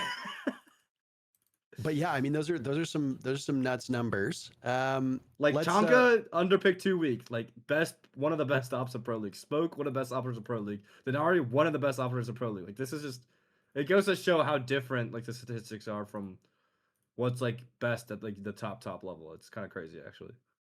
The next operator we'll focus on then is Echo. So the 2 remaining defender ops to discuss are Echo and Maestro. Maestro's change, I feel like, isn't that noteworthy. His battery is increased from 8 seconds to 6 seconds. I think that just means that he has longer to shoot the gun before it overheats, but now there's a longer cooldown until it's ready to use again. I think that's what the change means. I think it is weird that they refer to it as battery life, but I don't know. They use internal language for stuff, obviously, that we don't really deal with. So obviously the Echo change is that the only difference is that he's gone from 2 yokai drones to 3. The Maestro change is that his battery life goes from 8 seconds up from 6 seconds, and it also affects the recharge duration since they are the same value. And then the UMP has been increased from 38 damage to 42 damage. And the thing that Ubisoft said was that with this small boost, every base armor type will now be downed by 3 bullets, which for people here who played the original Call of Duty Modern Warfare 2 all the way back in 2009 will remember that the UMP pound for pound was one of the most dangerous guns in the game because 3 bullets from the UMP was enough to kill anybody else in Call of Duty. I'm glad that we were just aligning. It's going to make me feel a lot better about my fragging potential. It also improved lateral recoil, which I assume means horizontal recoil. I never really noticed horizontal recoil was a problem on the UMP. I don't really feel like there's much recoil on the UMP at all to begin with. But which of these 3 do you want to talk about first? I feel like Echo's obviously a good starting point here because he is a relatively weak operator when it comes to solo queue and ranked. Obviously, Echo has use cases in pro play and he can be really quite strong. Do we think that going from 2 to 3 is what Echo needed? First and foremost, do we think Echo needed a buff? Just a simple yes or no. That says yes. Yeah, I'm cool with it. And do you think that the buff of going from 2 to 3 is what he needed? Or do you think there are other changes that you would have liked to have seen for Echo? Secondary shotgun. No, I'm just kidding. He's just kidding. Just kidding. I'm kidding. Bet, do you want to go first? Going first? I think it's great. Like, I don't know. Like, I feels like Echo's been like slightly underwhelming, but unless your name is Troy Canadian, like, I don't know. Like, I think it's great. I don't know. I love it. I love to see the Echo and the Maestro come back. I think that's like a great like win con that isn't smokes and goyos that I feel like we've seen too much like Chonka Smoke. Granted, like it might now be Chonka Smoke, Goyo, Echo, Tubarão, Maestro, but still, like I think switching it up a little. I don't know. What have you seen, man? Because I haven't like seen too much. Is that what it is now on some sites in your 10s and something? Well, you're definitely running a lot. The thing with Echo, why I think 3 is a great change. I'm gonna bring another example. I love talking bank. Although people don't like talking bank and people want bank out of the map. Well, I'm going to talk about bank for a second. Let's talk about that lower floor. Usually if you bring Echo on the lower floor, your Echoes, you only get 2. So you got to play pretty safe with it. You got 1 in garage for yourself in case they're pushing garage. And your other one is going to be over in server protecting your guy that's playing on your blue stairs, right? Because you're waiting for that Montaigne to push out of dirt and you can stun him and your eyes there for him essentially. You know, you can tell him when to swing. Now with the third one, I think we're going to be seeing though is you have an extra one to get aggressive with. You now have an extra Echo drone to drive it upstairs. It used to be Team Bleed, so I guess now Weibo Gaming used to do a really good one underneath the stock hatch, waiting for the printer window because that's like a main spot. Most blitz jumps through the window. Shout out 92 Dream Team, where you jump a blitz through the printer window and clear the open area roam. You have an Echo drone there. You're ready for it. You can also, oh hey, they're not going printer window. You can drive it through the lobby drone hole into or like the ticket drone hole that goes behind the lobby ATM desk. That bunker, and then boom, you can jump it up there, and now your vision for lobby, and now you could tell someone, your normal E2 player who's like Tubarão with the DMR sitting on the hatch, hey, there's a guy walking through lobby, and now you can just swing him and you have vision. So I think this extra Echo change is going to allow for even more aggression because you could risk it. You don't have to worry about saving both for plants at this point. And if you do save both for plants, again, we're talking that bank basement, you now have to watch out for 3 Echo drones. So you know how Shepard likes to hide his in the drone hole above blue stairs, like that goes to outside. You can hide one in there, and you got another one under the normal desk that's going to get naded, and you can bring your garage one over now and stop plant. Like I actually think this Echo change is kind of crazy, and I've been messing around with it in 10-mans a lot, even on like a fortress map. Again, shields are very highly in the meta, and what's a good counter to shield besides traps? Echo, right? You can stun the shield, and you can go for a kill with like a synced up 3-2-1. And we would find a majority of the time you're leaving Monty up. Monty's probably the easiest operator to counter with that. You see the Monty walking, you got vision on him, boom. People don't like to play IQ for whatever reason. Even when Valk and Echo are up, I feel like pro teams still don't like to go IQ as much because it just slows you down. Like half the time you're just putting your entry on it, and now your entry, instead of entering the map, he's on the roof for a minute and a half looking for cams. So it inherently just makes you a lot slower. So a lot of times like you're relying on like a Dokkaebi or something like that. But I think this change is pretty massive. I think it's going to be a pretty big pick, or I mean, we're looking at the data right now. What's he at? So we actually had fun. I'm glad that you mentioned this. We actually 5. had just the console one up. This was my mistake. I take full responsibility here. We had the console win delta up. So there's also the PC win delta, which you guys can see. We can swap between them interchangeably. There's not a whole host of differences for the defenders. For the attackers, there are just changes in the success of certain operators. But the attackers actually have a lot more in alignment than the defenders do. Yeah, man, because Sense is just way too weak, apparently. Ying is way too weak. Capitao is somehow way too weak. Yep, because Deimos is like... Yeah, we'll focus on attackers in a bit. 417 and nades. This is just crazy that low. I don't know, bro. I don't know. I feel like even if you're solo queue and break, I feel like you can make so much shit happen with Sense, bro. Like free entries. Like hello, yeah, that's what I'm saying, bro. You can even bring cans too. Out, bro. You can also bring cans. You could do it all if you want. That opposite everything isn't that motherfucker 3 speed? Am I tripping? Might be. Anyway, sorry. You might be, but yeah, back on. I mean, yeah. Anyway, Echo aggressive. I mean, the pick rate was like still less than 5%, I think. But regardless, if Echo is niche, I still think it will still be niche. But again, now we're gonna have more flexibility in your play with Echo. So I think it's a great change. I have a ton of fun on Echo, and I usually hate Echo, but now I'm like, why not? I got an extra drone I could just run around with. This is cool. I'll just drone Gavin around. Why not? You can see probably Hot and Cold sitting on this. Hey, Gav, follow me up for some free kills. Okay, cool. Don't matter if I get shot. I've talked to some of the devs offline before, and I certainly hope I'm not breaking any confidence here, but what I'm about to say seems pretty reasonable and seems like common sense. But basically they've said that there are times in the past where they have changed or buffed or nerfed an operator based solely on a quick timeline.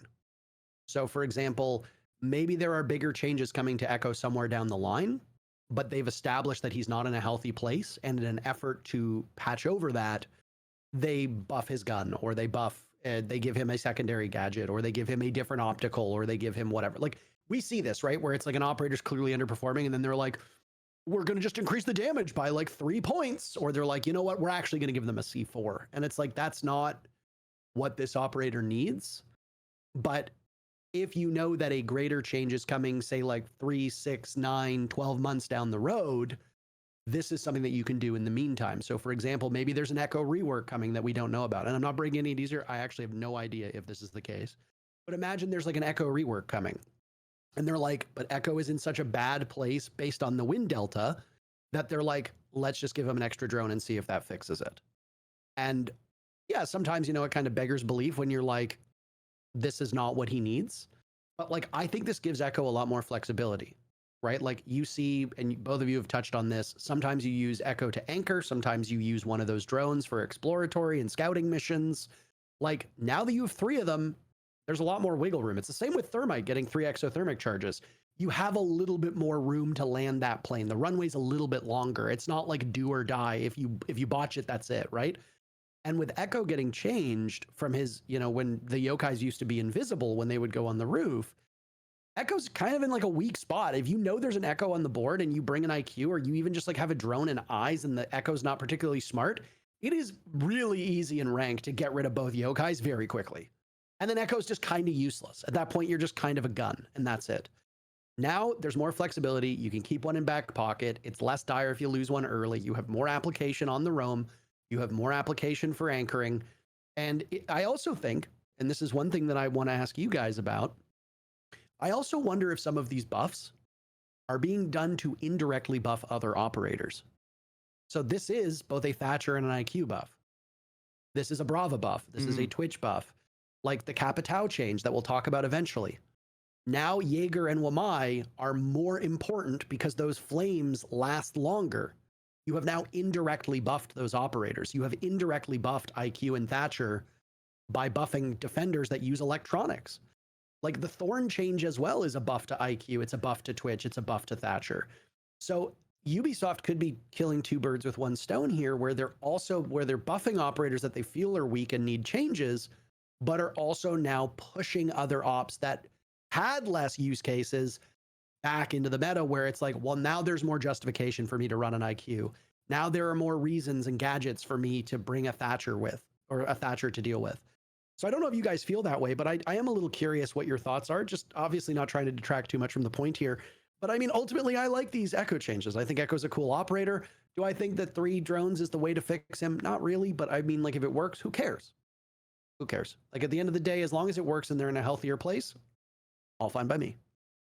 Yeah, I mean, it might be to push the game towards a more tactical utility, standpoint, but I think that's good. I think what Min said is absolutely perfect. I think like the only realistic scenario you have of stopping a plant with the Echo in the last 10 seconds of the round is if you have 2, because one's gonna get shot, right? Like in the last 30 seconds, one's gonna get shot no matter what, and the other one drives in, and that's when they get scared. And I feel like I just haven't seen. There's been like one round in the past year where I've seen an Echo drone like win a round, and I feel like that was like one of the most hype. Like remember that Team Reciprocity border round like way back when? Like that shit was one of the most hype pro league moments ever, bro. So I think it's good now. Like you forget that. You could spare, you could spare an Echo drone on for the the team? room. That was Nesk. Probably, yeah. Okay. Also, okay. You could probably spare an Echo drone for the room now, and then have 2, like one for the back hit on site, and then one for the plant denial. Then you bring the back hit over, and then you can actually stop plants. So it's actually a threat. Either way, I think it's great. I think it's great because we mentioned on a previous episode that like the way League of Legends just shifts their game around, where like everything like becomes broken at one point or another, but like they just like throw shit out, and it's like fresh and exciting and refreshing, and things are changing. I think that's what this is, because if you think of like old like mid-season patches, it's like you said earlier, like Capitao's gun goes from 38 to 39. Deimos' pistol gets 1 more bullet. And then it's like, okay, this does nothing for me. Like this, for the most part, when I read a mid-season patch back in the day, it was really like, this does nothing for me. Jaeger's mag went from 30 to 35. This does nothing for me, right? Now it's like, oh my god, the game's meta just shifted. Mid-season. I love that. I honestly love that. So even if it was like the worst change ever, I'm for it. And I think it's clear that the devs are like balancing more around what realistically players experience in the games, because you look at this win delta and they're not tweaking the operators at the extremes of these, because they probably know that, hey, sense is fine. Like if you purely balanced off of these charge and you change sense, then like you would basically have no contextual awareness of what's happening in your game. And it didn't. And I think that's a step. I think all of this is a step forward in the right direction. So I'm very, very happy with all these changes. I'm actually so glad you said that, Feck, because that was actually going to be the biggest point that I brought, and I totally forgot it, which was were we not just complaining that the game was dying and we were in a content drought and we don't get anything, and they never give us any mid-season updates anymore, and they don't give us any new maps? We just got Fortress, and they just said, boop, it's in Pro League. Right before invite, we don't care. You now have a new map, viewers, to watch. And now they just hit us with the mid-season update where they're buffing everything. We just had one prior where now I don't know about you guys, but Heartbreachers are a lot more fun to play. Ace was already fun. I got flashes now. Habata's probably my favorite one to play in the entire game now. Thermite, I'm like, I'll hop on Thermite. 3 of them? Sure, bro, I'm opening everything. And now we have even more. I got 3 Echo drones on, and honestly, Echo wasn't fun to play before. Now it's kind of fun to mess. Like I said, I'm driving my buddy around. I'm just like, hey, cool, let's go kill some things. Mozzie, sure, I can make all the rotates myself. I don't got to worry about it. Thorn, actually have utility that can kill people. Like Fat was saying before, we don't really have enough of that. Where now I'm actually getting kills with it. Like the game, it's kind of like that make Siege fun again kind of thing. They're giving us content. If some of it's overpowered at different times, I feel like, sure, they may just like tune it back. But I like the direction they're going right now, personally. I like that we're not looking at the operator win rate, and we're looking at how busted right now Ash and Ace are, and we're like, nerf them. I like that we're instead going like, okay, well, Echo's not really played that much. Let's make him fun. Let's give him something, right? Let's give him a third one and see if that fixes it. And if not, we'll go from there. No, I completely agree. And again, whether you guys agree with this point or not, but it is food for thought. Like I said, some of these are indirect buffs to other operators. You know, like if you're seeing like more electronic gadgets being brought, like imagine it's like you've got a Legion on the board, you've got a Frost on the board, you've got like a Doc on the board, you've got like a Smoke on the board. Are you going to bring IQ and Thatcher? Probably not. But now if Echo is more viable and Maestro is more viable and Thorn is more viable and you start to see them in all of your games, what do all three of those operators have in common? All of them have gadgets that are countered by IQ, that are countered by Thatcher, that are countered by Flores and Brava and Twitch. And suddenly these operators around them now become more powerful, right? There's like that knock-on effect where if you buff an operator that shoots stuff at you, Jaeger and Wamai, in theory, should become more required. Like, so I like this. I think all of it's great. Like, how many more times are you going to nerf Ace and Ash? Like, what more can you do? Like, at this point, like, take their guns away, give them crowbars. Like, what can you realistically do at this point? Like, they're going to be melee ops. Like, they're already really good. Yes, I do think that there is a world in which you could still nerf them. But why bother if you can buff other stuff that artificially brings their pick rate down or artificially brings their power level down by bringing the pick rate up of other people? So I like that. I like that a lot. Just for the sake of time here, because we do have 3 other topics to get to, and we're almost at an hour and a half. We still need to talk about attackers for the record. These, by the way, these win delta things that I think we're using, I think these are from November. So I think I got us the wrong ones. Oh, well, that's fine. I don't even, did they publish new ones? I don't think so. I think those are the most recent. Yeah. Yeah, I think these are the most recent win delta that they've published. So that's all we can really go off of at this point. So if they're a keen-eyed, the keen-eyed among you will realize that these are old, but I can't find the new designer notes. I don't know if they did a win delta somewhere else, but I'm incapable of finding it at the moment. So we're just going to go off of old data. That's fine. Whatever. It doesn't really matter. It still proves our points, and it's still stuff to talk about. Maestro and the buffs.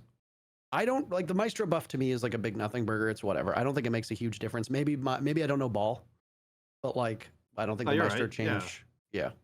You know, UMP buff is fine. I mean, again, like the thing when I look at Pulse and Castle, the biggest buff that Pulse got recently was getting the Reaper MK2. It allowed him to start running his shotgun more frequently.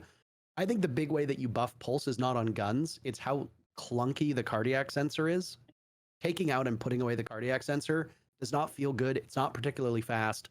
Like if you want to buff him, that's how I would do it. But I don't have any problems with the UMP being stronger. It is a terrible gun. It is now slightly better. And in a game like Siege, I do think guns should be fun to use. I know that this is a controversial statement here, but that's the case. I mean, beyond that, I don't know what else there is to say. Is there any, which one of you wants to put a stamp on this before we move over to attackers?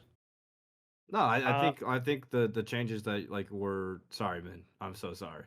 No, I'm so sorry. I think they're like the old type of midseason patches where it's like nothing but, like you said. Like, I think Capitao was the only one that was slightly. And I wanted to say, Mint, like, I'm so glad you brought that up because literally yesterday I was like 0-5. And this guy was like, for one of my rank stack, I was like, okay, I'll hop on Hibana. And he's like, no, give me Hibana. I was like, oh my God, you're right. The motherfucker has a DMR, like one of the best DMRs in the game, like fun as fuck. Like, it's not even like a, oh, I'll play Heartbreach now because I'm like, shit. It's like a, it's like, oh, I'll play Heartbreach because this shit's fucking broken. Like, yeah, I'm excited to play him now. I will happily take it. I like when they buff operators versus nerfing operators to exactly what you guys said. If they buff an operator, I'm going to want to play that operator. If they nerf an operator, A, I'm obviously not going to want to play that operator, and B, it's going to put me in a position where I don't really have like an interest in playing another operator specifically. So like, let's say, for example, I play a lot of Capitao on stream these days. If they had nerfed Capitao, I'd probably still play him.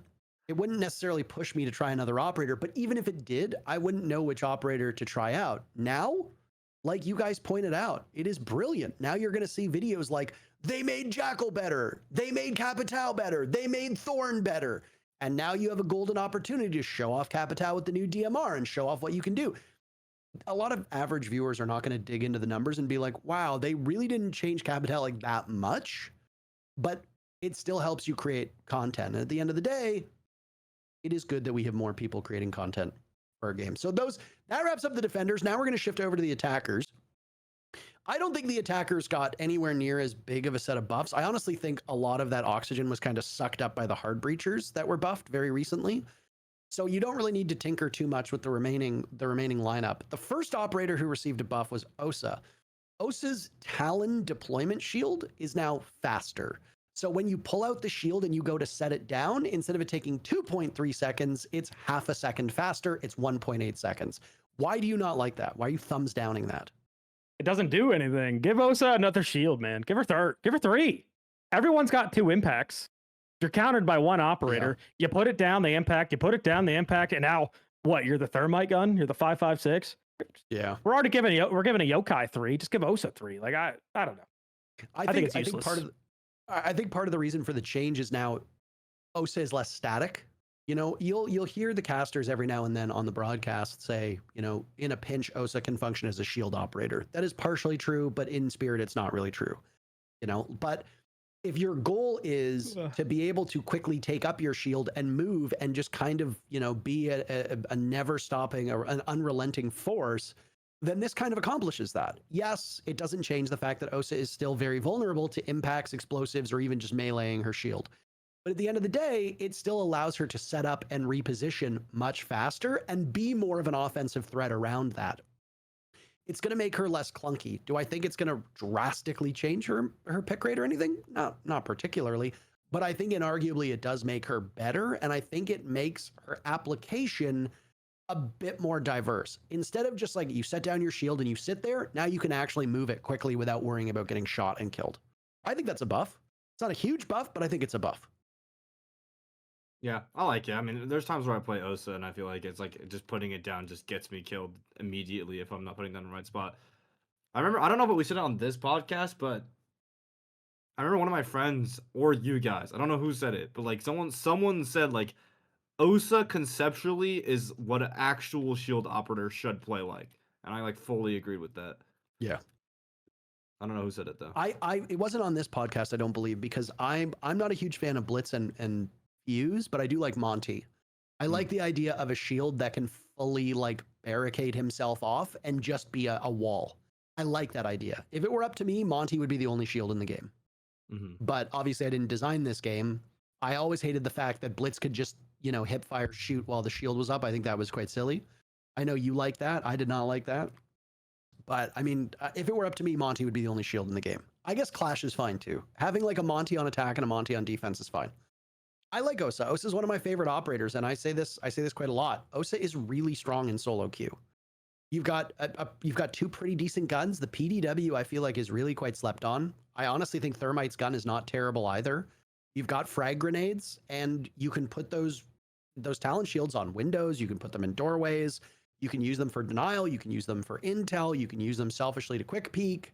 Like, I think Osa's great. I'm kind of surprised more people don't play her, but I'm not. I think a good Osa is very frustrating to play against, so I'm not gonna gripe about it. Moving on, Capitao. We talked a lot about Capitao. I don't think we need to kind of go back here. Capitao obviously used to be 10 seconds for those flames, which was half of the time for Goyo. Now it's 13 seconds. Goyo canisters, the flames last for 20 seconds. Capitao used to last for 10. I think Tachanka was 2.5. Now it's 13 seconds for Capitao. Capitao has 2 flame arrows, so instead of 20 seconds of denial, you're looking at 26 seconds of denial. Again, does that make a huge difference? Not necessarily, but it does make a big difference for post-plant and plant timing. Because keep in mind, it takes 7 seconds to get the diffuse kit down. 20 seconds now goes up to 26 seconds. You've now got more wiggle room as to how long those flames can last for if you time it effectively with the diffuse kit being planted, or to kill time in a retake in a post-plant. Do I think it's a huge change? Again, no, but I don't oppose it. I don't know why Capitao needed a buff, but ease of use. I mean, you covered it. The only thing I would have said was the post plant. So yeah, that's the one thing we didn't cover earlier. But I think maybe the less frustrating if you're solo queue and you fire off an angle and you don't want to worry about it, get an extra 3 seconds. Maybe, I don't know. But yeah. Next one up is Lion, longer scan duration. So now instead of standing still for 2 seconds, you have to stand still for 3 seconds. I think the biggest thing here is going to be muscle memory. Yes. A lot of people, a lot of people are going to be like, okay, it's 2 seconds, time to move. And it's like, oh, and it's going to kind of burn you. This is also, in a way, an indirect mute buff. It's also a vigil buff, but it increases. He has 3 EE1Ds. Correct me if I'm wrong. He gets them for 2 seconds each. That's 6 seconds total. Now it's 9 seconds. He's got a full third extra value. That is a decent sized buff for an operator like Lion. Why do you think they're Why do you think they're buffing Lion? Why are you laughing? He seems pretty weak compared to like Dokkaebi and Deimos, so I guess it makes sense. True. Yeah, I mean, I feel like Lion's used a little bit differently though than them. Yeah. I mean, I was laughing because I mean I'm with Fett too. I'm like, I don't know why they would buff him.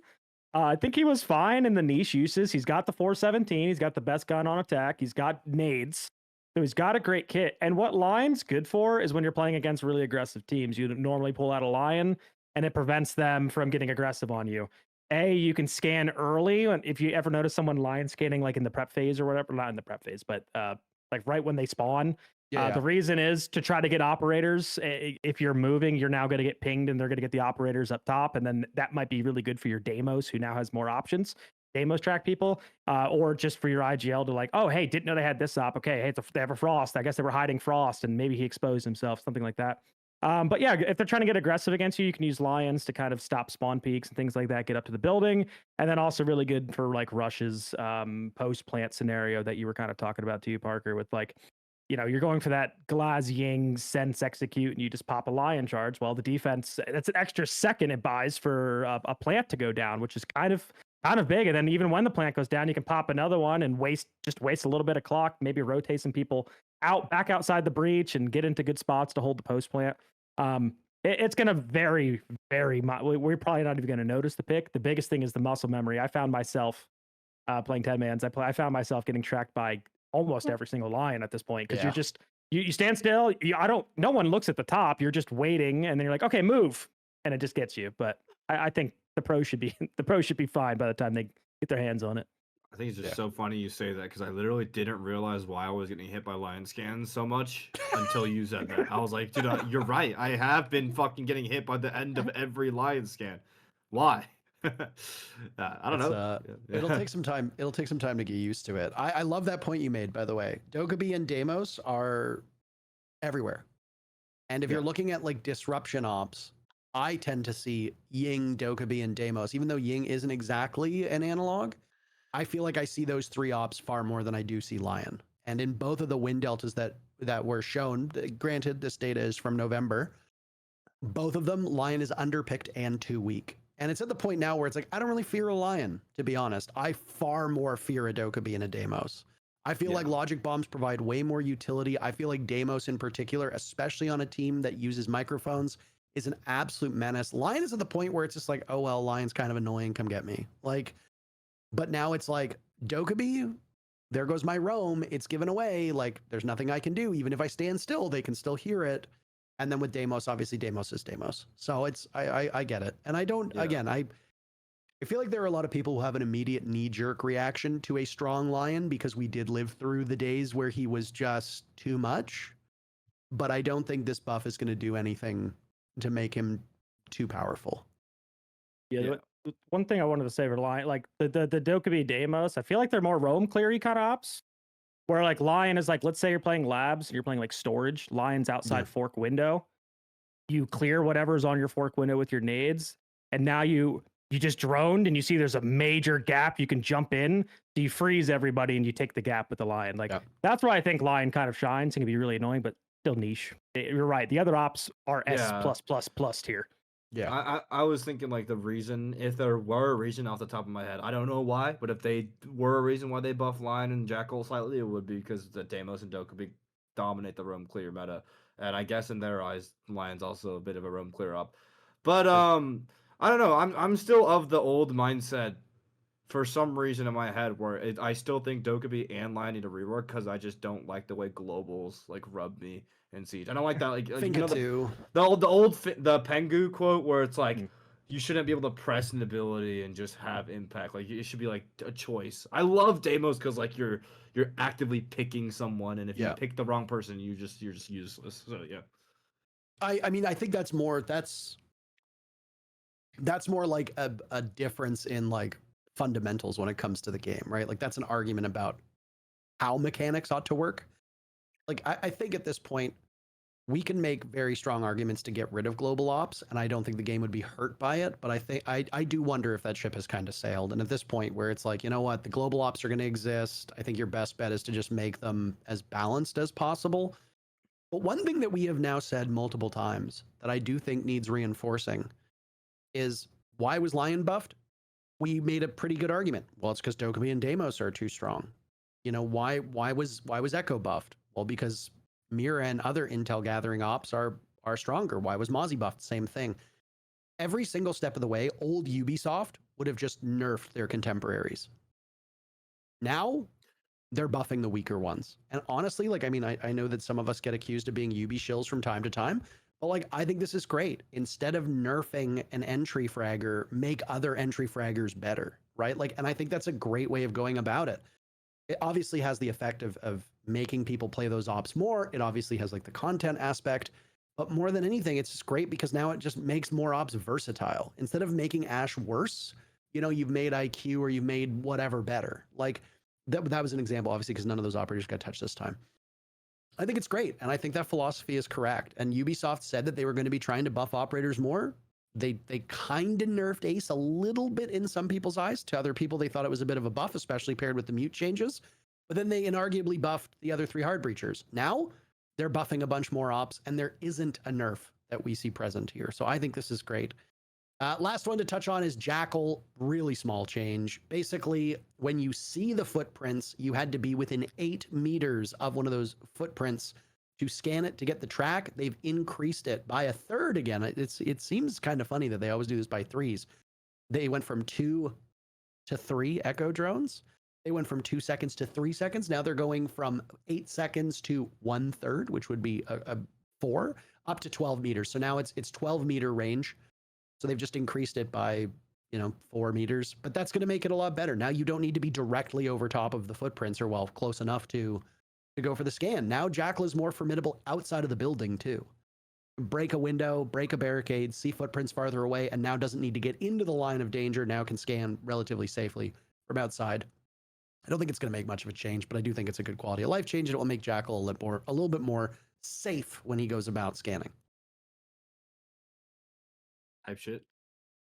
Yeah, I mean, I get he used to be really oppressive at the low ranks, right? He was always a ban. That's why people were very annoyed about Jackal back in the day. It's hard because I think he's just really bad right now. Like, again, you're gonna roam clear. I'm taking either Deimos or Dokkaebi every time. I'm gonna bring a Jackal. Like, they got a vigil. I don't know. Like, and I'm really hard pressed. Like, I am gonna find this guy, and they just banned my Deimos and Dokkaebi. I'm gonna go Jackal. Like, he's got a great gun. He's got a secondary shotgun, I believe. He's got smokes. Both of his guns are great. The C7E is amazing. The PDW is amazing. I think he's got great firepower.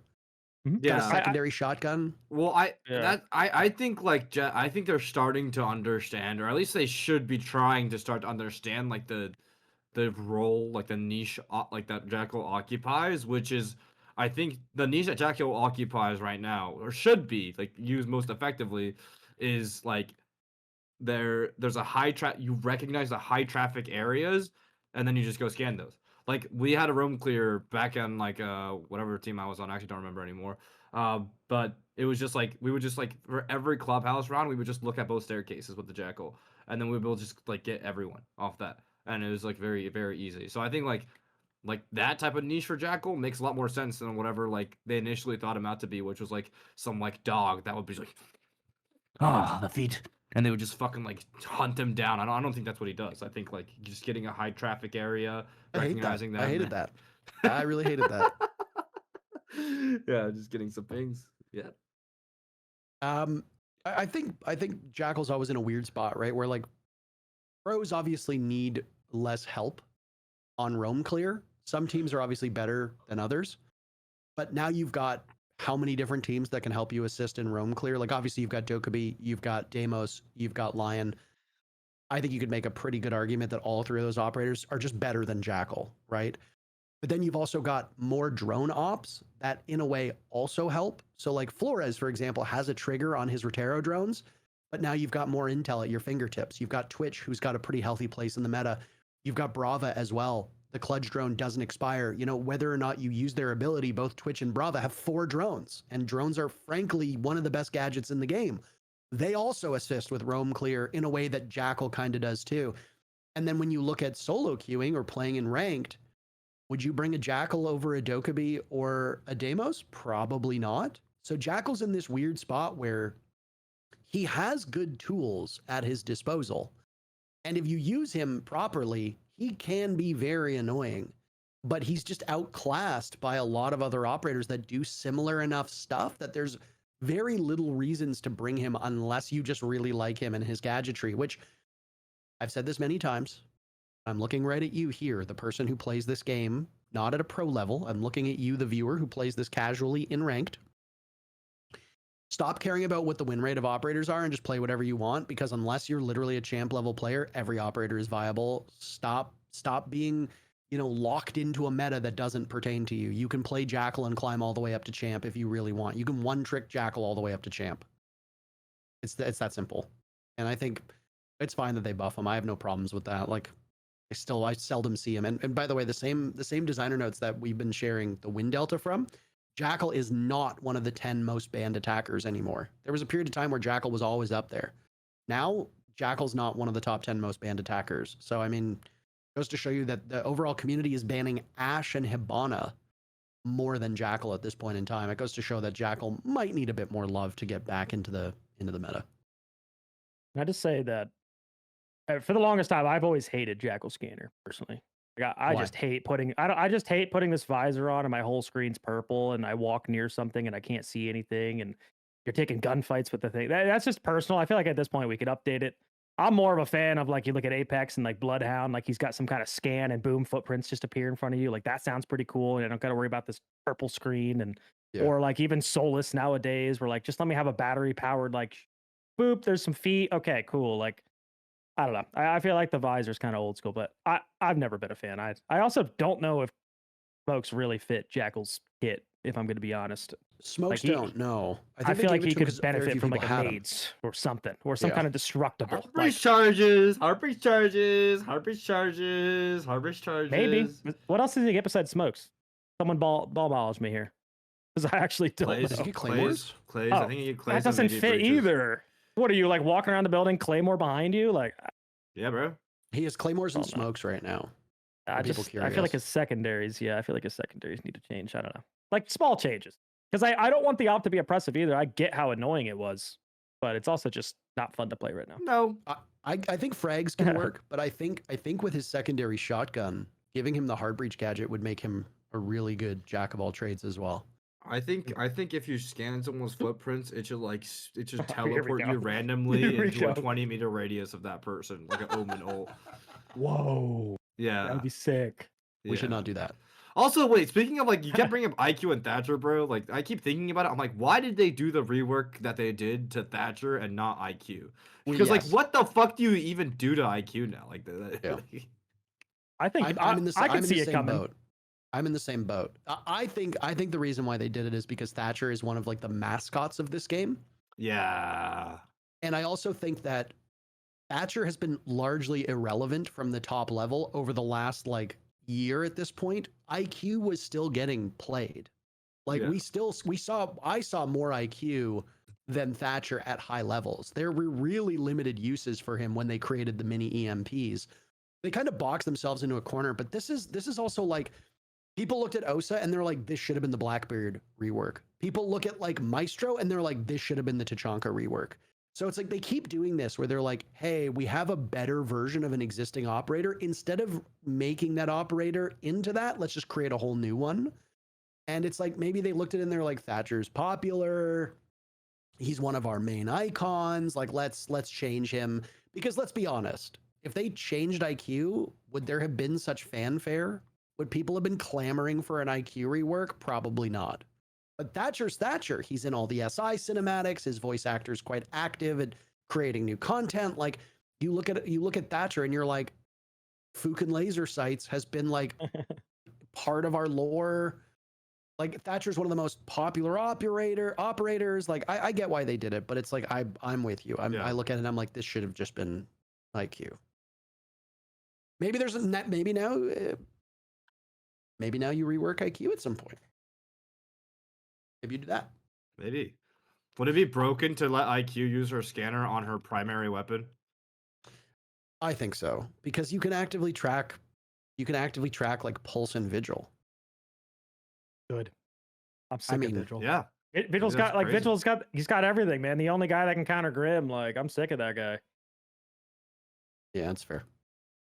I think this is interesting to talk about later, but we have spent an awful lot of time. We knew this would be a longer episode. Let's look at our next topic then. Unless you guys have any parting thoughts on the changes, I think we're all in agreement here.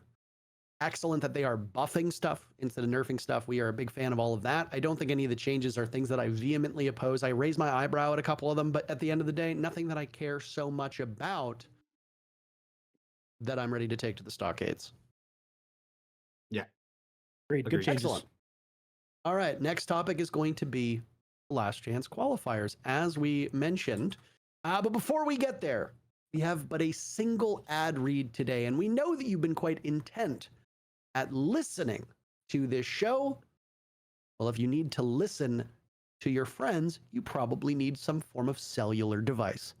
Today's ad read is brought to you by Mint Mobile. Mint on our show uses Mint Mobile. I say this every time. If one day our viewers decide to create like a bingo card for this podcast, Mint using Mint Mobile should probably be on there. So just want to say thanks to Mint Mobile for being our sponsor for today's show. And hey, holiday season is over. Maybe you spent a lot of money. Maybe maybe you don't want to spend more money. Well, luckily, Mint Mobile is here to help you cut back on overspending on wireless. As this January, they have 50% off their unlimited premium wireless. I obviously don't use Mint Mobile as a Canadian. I am incapable of doing that, but Mint does, and he always says good things every single time this comes up. So, with that said, if you're looking for a new carrier this January, quit overspending on wireless with 50% off unlimited premium wireless via Mint Mobile. Please plans start at $15 a month at mintmobile.com/6SIX. That's mintmobile.com/6. Limited time offer, upfront payment of $45 for 3 months, $90 for 6 months, or $180 for 12 months, which works out to $15 a month. Taxes and fees are extra. Initial plan term only. If you exceed 50 gigabytes of data, your plan may slow you down when the network is busy. Capable devices are required. Availability, speed, and coverage varies. See mintmobile.com. And Mint, obviously, you actually had to use it to call in one day because your regular internet was so bad, and Mint Mobile pulled through in the clutch. So big ups to Mint Mobile. All right, let's start with the APAC LCQs because then we'll focus on Brazil. We'll cut through APAC really, really quick. Honest question, did any of you watch them? Yes. Yes. China. Mainland China has entered the scene. Holy shit. And? Holy shit. And they were pretty good. They were very impressive, actually. For a pro scene only existing in that game for 4 months, that is insanely impressive. That is insane. Finals. They made it to the finals, and they were playing, like, I would say for those who follow competitive Siege at like a very deep level, like, they play very similar to the X-Core roster that was dominating NAT2. Like, they basically have the same strengths, same weaknesses, same play style, mixed with a little bit of JJ. Like JJ's like fast pushes. I would say, like, if gun to my head, if I had to put them anywhere, I'd put them like top NAT2 or very, very, very low NAT1. But I'm very impressed. It makes me very happy. And yeah, I just don't know what else to say other than the fact that they surprised. They really surprised. And I'm really happy. I really wish they met SI. Unfortunately, that wasn't the case. But I mean, shit. I have to ask that since you brought him up. All Gamers versus JJ and Co. Who do you got? Probably still JJ and Co. Sadly. Okay, I gotta know. I gotta know where I'm at. I gotta know. It looks like All Gamers are still like they don't know, like, if something unexpected gets thrown at them, they don't know what to do. It seems like they are more so like just pre-training like particular pushes and like certain like plays, and they're kind of lost like response wise in terms of like what to do against what. But otherwise, yeah, I would say JJ still, because JJ probably was more adaptable. Yeah. I mean, still newer team, right? So they obviously still have time. Like, it obviously sucks to not their first. That would be pretty cool if they would make the first ever SI that they were eligible for. But I do know, like, coaches over there, they do have the old OXG coach, Phenom, right? So they're already on the trend of getting a Brazilian coach, which I think there was a stat. It's pretty close to almost 50% of pro teams have a Brazilian support staff member, which is insane. Phenom is French. Are you hitting me? Wait, are you serious? Phenom is French, yes. Oh my God. Okay, well, hey, how about international EU? How about an international coach? That's what I meant. Yeah, that's what I meant to say. Look, Fabian over to NA. EU could coach too. What the real issue is NA. Where are my NA coaches? I'm just kidding. All right. No, it is sad. It is sad. I mean, it's a very sad topic. Yeah. But yeah, I didn't see much other than the final and you know, watching Fet's YouTube video, of course. If you guys aren't already watching those, I mean, check that out. But watching them versus Daystar, because Daystar is also a team that is Daystar is the team going to SI, so I had to do some research on Daystar as well to see how good I think they are going to be. And I mean, where's your thoughts on Daystar? Because they beat all gamers. So is Daystar, or can they beat JJ and Co? Like, that's my bar right now. I don't think so, because I think at the end of the day, you have to think this is the last chance of APAC. Right. You know, like, that's a good point. So that's kind of where, like, it's rough for me, where it's like some of my chatters were like, well, they're not even gonna do well at the event anyways. I'm like, well, yeah, because like it's the last chance of APAC. You know, like all the good, like the APAC teams that would have put up good fights are already there. You know, but at the same time, it's like, oh, like, what's the point of not trying in life, bro? Like, why the fuck would you say that? Oh, they're not gonna do well. That's what I do. So why even? Like, bro, shut up, bro. Like, I mean, is that necessarily true? Like, CAG didn't qualify and X Chiefs didn't qualify. Like, I think both of those APAC teams could have done well at SI. You said all the good APAC teams there qualified. I don't know. I think CAG's could have. I don't think so. I think CAG without their like identity after the Blackrock incident. I think. I think qualifiers are always kind of odd, right? I don't always think the best international teams make it through the gauntlet, right? Like, I mean, look at Project Zero. I'm not taking anything away from them, but are we really being honest when we say that Project Zero statistically is one of the best teams from Europe? I think most people would say no. I think there are people who are going to look at it and not think too deeply and be like, well, if there are better teams, they should have qualified. At face value, I think there's nothing wrong with saying that. But it's like, there are always times where like amateur teams go on incredible runs and then or even like a team that shouldn't be there will go on a great run during a regular season, qualify for an event, and then get absolutely annihilated. E1 from Brazil is a great example of that. They beat a bunch of bad teams. They went on a great run through the playoffs. They qualified for Manchester and they were fucking awful. And it's like, but then you look at the teams that didn't qualify, even if those teams looked bad. When you look at the teams that didn't qualify for Manchester, you could turn around and be like, they probably would go deeper.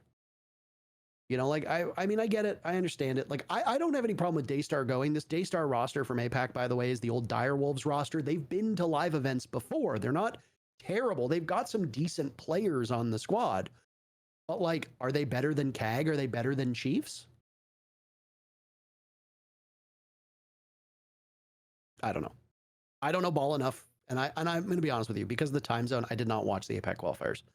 I will be going back now that we've got like just under 2 weeks until SI. Now is the time when I start going back and rewatching some footage from teams that I don't have the best handle on. Daystar is one of them. Because of the time zone, it's very challenging to watch it live.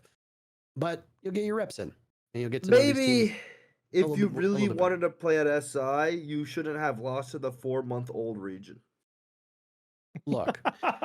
No, because let me tell you about AG's bracket, bro. Tell me about it. AG beat Chiefs and X Elevate in winners bracket, and then lost to Daystar in winners finals, and beat X Elevate again to get to grand finals. Like, that is on them, bro. Maybe you don't Yep. lose to the 4-month-old region if you really want to go international and play international and do so well internationally. Hey man, I completely agree with you. I completely agree. If you deserve to be there, you'd be there. Like if you'd earned it, you were there. That's really what it boils down to. And that's the way I see it. Like in the moment, Project Zero was the best team out of Europe. In the moment, Daystar was the best team out of APAC. Like in the moment, Black Dragons was the best team out of Brazil. Like there's no way to argue that. Those were the results. Yeah. But my point of view is just because you did really well for a day or two in a qualifier does not, in my eyes, mean you are the best equipped to handle an international event. They can obviously, like Project Zero might end up being a top 8 team. Maybe Daystar ends up being a top 8 team. Maybe Black Dragons end up being a top 8 team. OXG, same thing. All these teams that won the LCQs, entirely possible. I'm just saying that when you look at a team like Team Liquid, they are a team that has had some international struggles. When you look at a team like CAG, they have had international struggles, but at least they have more experience, right? And I think there is an argument to be made. It might not be a good argument, and it might not be the strongest argument, but I think there is an argument to be made that just because you do poorly in a qualifier does not mean that you would do worse than the team that wins at an international event. Maybe you had a bad weekend. Maybe you're poorly equipped for an inter-regional fight and you're better for an international fight. There's a lot of factors that go into it. At the end of the day, Daystar was the best team in the LCQs. They're going to SI. These other teams aren't. They've earned that. But it doesn't mean that they're going to perform better than some of these other teams internationally. That's all. That's very fair. Very fair. Very fair point. Yeah, I mean, you're 100% right. I just think from a viewer perspective, because I heard this even my time when I was on DZ, right? People are like, DZ keeps going to events and they're taking spots. They're taking spots from these other teams. I want to watch these other teams play. Let me see JJ. Let me see JJ on the invitational stage. Screw DZ. We know they're going to get grouped. And it's like, to a point, though, we look at APAC. What has CAG done, man? I'm sick of it. I ain't going back to Reload. I ain't talking about that event. What has CAG done? Let's get let's get some new experience. They lost their magic, bro. Like they suck, low key. Like, I mean, Reload was not a real event. So I mean, like, I think we all kind of agree on this end. Like, if you look at Reload and you try to use it, you try to like extrapolate like the results to other events, you're kidding yourself, right? But I mean, I do agree with that. Like, you look at APAC and you're like, well, what if CAG had made it? Well, what if Chiefs had made it? And it's like you're talking about 2 orgs that haven't made top 8. Or at least recently, right? Like you're like if CAG makes it, like that's a team guaranteed to go home before the playoffs. Like, they make it. They but it's suck like right now, no matter what. Like APAC is quite weak right now across the board. So China? I mean, it sucks obviously for APAC fans. Hopefully this will be a good experience. Daystar is a team that's been there before. Again, like they've qualified for events before. So it's not like this is the first time they're making it. I think there is a question that can be asked. If an APAC team qualifying from the LCQs is likely to go home in the first, 4 teams to get eliminated, wouldn't it be cool for all gamers to go and be the first Chinese representation? Like, yeah, of course. Who cares? If it doesn't matter which team goes, they're going to get fucking smoked. Yeah, it'd be kind of cool to see a new team go.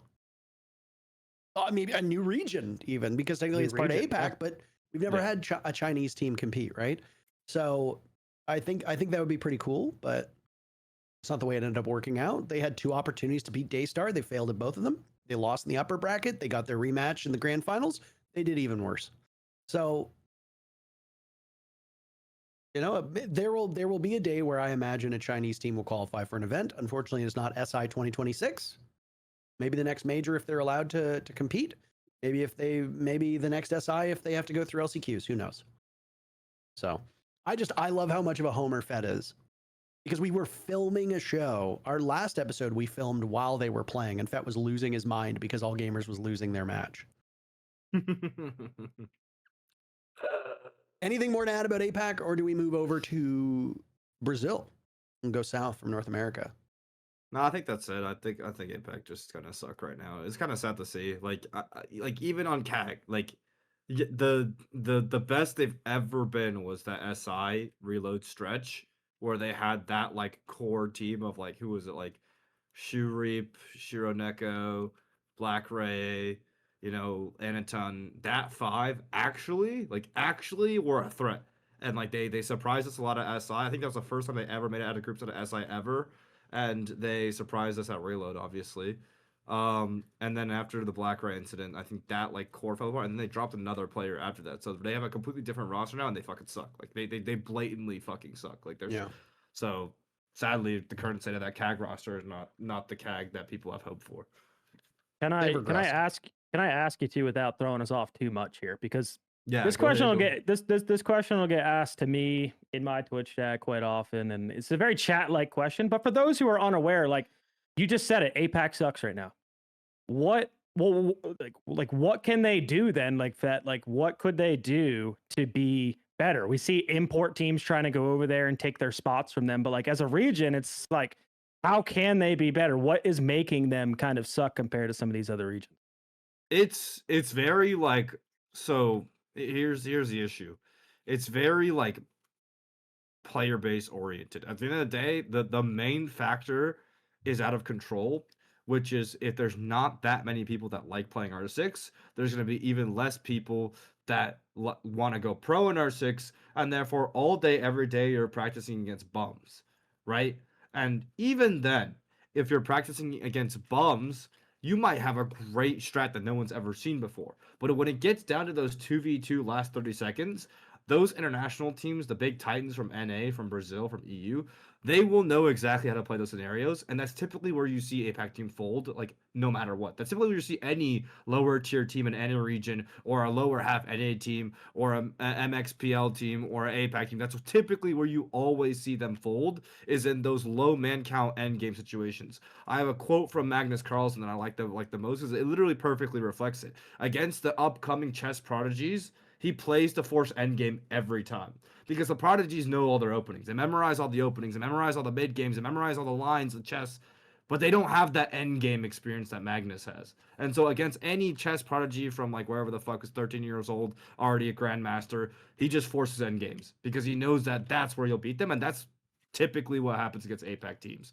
So if you were to be a coach in, like I would say, like if you want to be a revolutionary coach in APAC, it would be try to extrapolate that end game, that thing that doesn't exist. Be the first, and don't be scared. You know, try to extrapolate and force end games in practice, and force those fundamentals, because that's what Fabian did, right, with PSG. Is he hammered fundamentals into those guys, and those guys beat Shaiko in a group stage match, and it surprised the entire world, right? So you know, keep your uniqueness about you, keep your unique early opening plays, but hone that mid game, end game fundamentals, and maybe you'll get some magic. But again, it's like the limited player base really is such a hard thing to work around. Fair. Okay. I don't know if Park has anything out of that, but no, that's a good answer, because I know a lot of people are like, you know, they've been struggling for a long time here. Why are they not getting better? And now they have imported players and imported coaches, and like we even had Wettables on the show, and you know, kind of asked his thoughts on it. But yeah, we just don't see him. We just don't see him getting better when APAC dominates other esports. And it's like, when is it going to be their, or is it ever going to be their time? So. China. Okay, heard. If China like the game, it means automatically they'll have a player base on par with EU, NA, and Brazil, and like automatically that might make APAC overall stronger, because if you're going to an APAC major qualifier and China's always there, then you're always going to get a boot camp against China, and then China's going to sharp sword, and I think it'll be great. Yep. China, cool. I'm excited for that. I think it's good. I think it'll be something as well to note during SI that I'm obviously not going to leak anything, but if you are fans of China being involved in Rainbow Six in some capacity, maybe keep your eyes out for some stuff that might be talked about at SI. I'm not involved. This is for SI. This is not like me leaking that. Like, if China's getting a league, I'm completely out of the blue on this kind of stuff. I'm talking like there will be something cool involving China at SI. That's all. Just keep your eyes out. Not leaking anything. All right. Let's move on to South America and the SA League, because I think for the interest of time, we'll end our conversation here, because there's a couple big things that happened. We teased it at the beginning of the show. The payoff is coming very quickly. Black Dragons qualifying after beating Elevate Academy, and I think Elevate Academy dropped their roster right after the LCQs, if memory serves correctly. There were a couple good teams in here that did not exactly have the greatest of runs. Loud and Team Liquid are the two teams that might surprise people, not making it very deep. Team Liquid obviously beating Loud and then beating Elevate Academy to make it to the finals. I watched the Black Dragons Team Liquid match. Now, obviously, Team Liquid wasn't going to be fighting at full strength because they announced that Rayduct would be playing in place of, I think it was Lenda or Daffo. It was one of the two. If memory serves correctly, it was Lenda. Lenda, yeah, it was Lenda. So Rayduct is a former player. Nothing really odd about him competing. You just have to ask the question as to whether or not the team is fighting at full strength because the coach is stepping in. But I mean, for Team Liquid, it was a relatively, heartbreaking result. And I mean, I am a fan of two teams that lost the LCQs. I have a soft spot for the Team Liquid roster. I have a soft spot for the VP roster. Neither of them made it, of course. VP announced like hours after we filmed our most recent show that Joystick and Shepard and Karjeka, the coach, had all been moved off of the team. So it's the end of an era for Joystick and Shepard. We'll see what they do with VP. But here, in this particular situation, Nesk announced that basically he was retiring if Team Liquid did not make SI. He would be retiring after SI if they did make it. Team Liquid did not make it, and as such, Nesk has confirmed that he is retired from pro play. I know that obviously this announcement will overshadow Black Dragons making SI. I think Black Dragons making SI is cool. But I mean, if you believe in Mount Rushmores, I think most of us would agree that Nesk is on it for Rainbow Six. The fact that he goes out now without a single major championship victory, never won the Hammer, never won a major. The biggest feather in his cap is winning Atlantic City back in year 7 or season 7 or whatever it technically was. It's got a sting, obviously, and I think that will kind of overshadow some of the conversations as well about whether Nesk is one of the best to ever do it. I think he is. I don't think you need a championship to be one of the best ever. I think it certainly strengthens your case an awful lot, but you are just, at the end of the day, you are just one player. When Falcons do well, it's not because of just Shaiko. When Liquid does well, it's not because of just Nesk. There's a whole team that you have to build around this player. And for Nesk to now retire without a championship other than a Pro League Finals victory back in the spring of 2018, I'm sure that sucks for Nesk. But he goes out with the most kills at a top level, most rounds played, most 6 invitational appearances. There's a whole host of stuff. He's like second in like kills at SI or something like that too. There's some crazy numbers there. But that's it for Nesk. He had opportunities to compete, but he said, got kids. He's not, let's be honest, he's not getting any better. Now's a good time for him to hang it up. You used to play against him, Mint. Mm-hmm. You used to scrim against him. Mm-hmm. I feel like it would do us well for you to take the lead here on talking about Nesk's retirement because you know him better than both Eric and I do. Yeah, I was just, as you were talking with those great words, because you're a wordsmith, and you're just fantastic at what you do. I was sitting there recollecting in my mind, just going back to the times where, yeah, I mean, Nesk, I'm not here to debate who's the best Brazilian player of all time. Nesk is definitely in that conversation. Like you said, he's got all the achievements and all the stats to his name. He's basically done it all. He has won the Atlantic City major, right? So he's got a major under his belt. Right, with the It wasn't a Lion. major, it was just a Pro League final. Atlantic City was a Pro League final? That's a major. Mm-hmm. That counts. The major that year was the Paris major. It was our first major. Interesting. Well, Pro League finals. Okay, so I forgot all about Pro League finals. That we're throwing it back. You've reminded me. I even forgot about the Yokais being invisible. Majors were below SI. Holy cow. Okay, Yeah. So either way, yeah, I mean, you're right. I used to scrim against them way back. Again, very early, like year 1. I feel like we were ahead of the curve. Our old Flipside team, Pojo Man. You guys don't watch Pojo Digest. You guys better know who Pojo is. Hot and cold. Currently the best IGL in the entire world.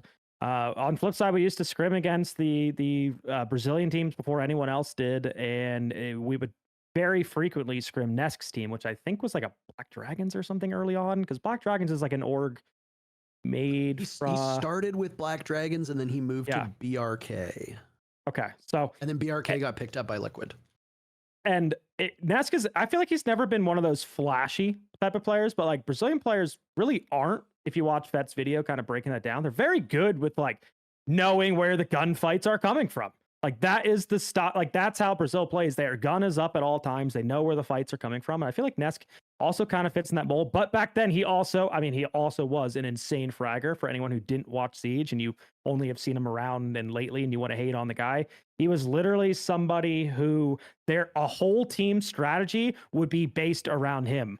He was like, if you think of operators that he was iconic on, I'm thinking of like a Valkyrie, right? He would frequently be like Consulate, solo roaming the entire map on Old Consulate with Valkyrie, and his entire team's lineup would be to support his roam. They would have Echo out there droning him around, and I just remember trying to solo or we would just trying to roam clear one guy, and it would be impossible. Like this guy had all the information in the world and would just, again, he was absolutely cracked of an aimer.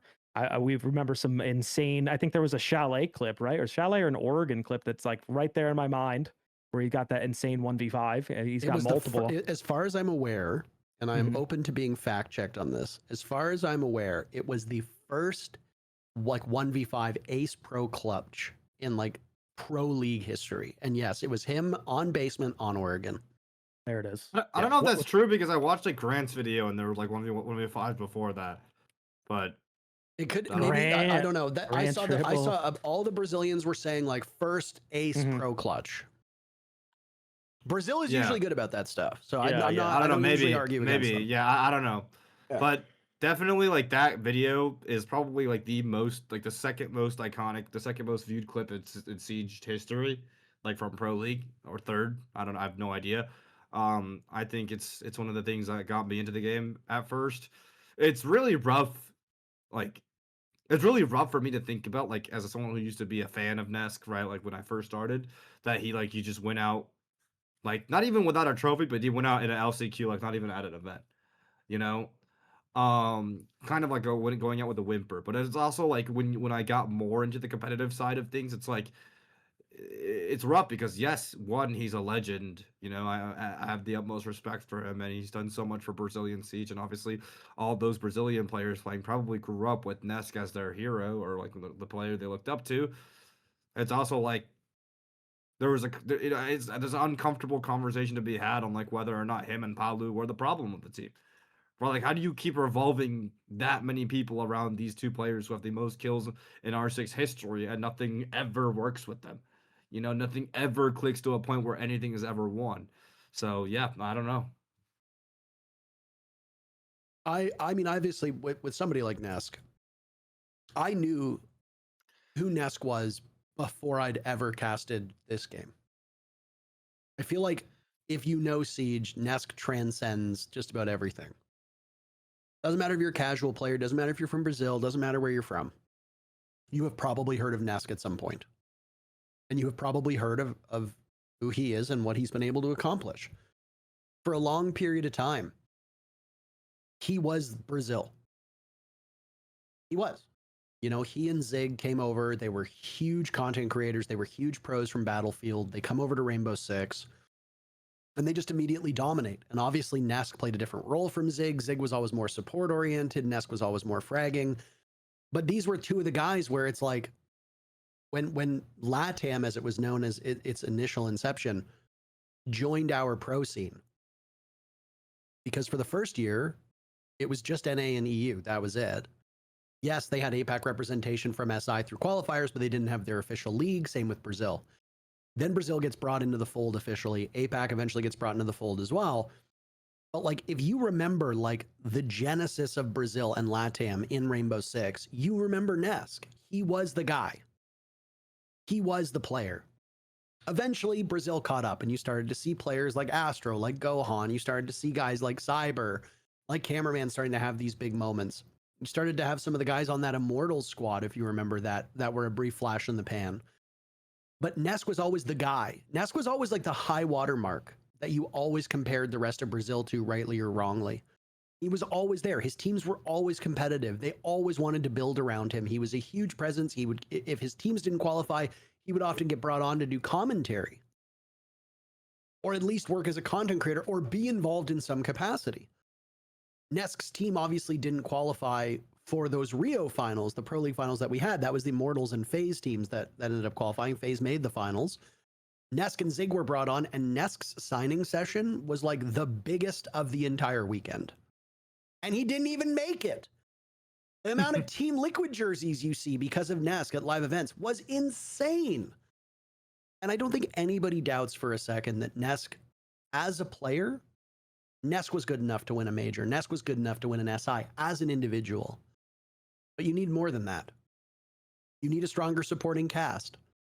And unfortunately, Liquid, through all of its iterations, it never had that depth. He made the grand finals multiple times. They made an SI grand final against NIP and lost. They made the Copenhagen grand finals against that W7M squad and lost. He made the Jönköping grand finals at a major against BDS and lost. It's not like they didn't make it there. They did. They always were good enough to make it.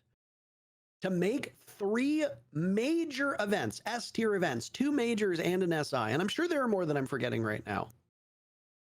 But for Nesk's team to always make it, sometimes with very obvious players who should not have been making a grand final, just goes to show you is a real testament to Nesk's abilities. And frankly, credit needs to be paid to Team Liquid for always sticking with him and building around him.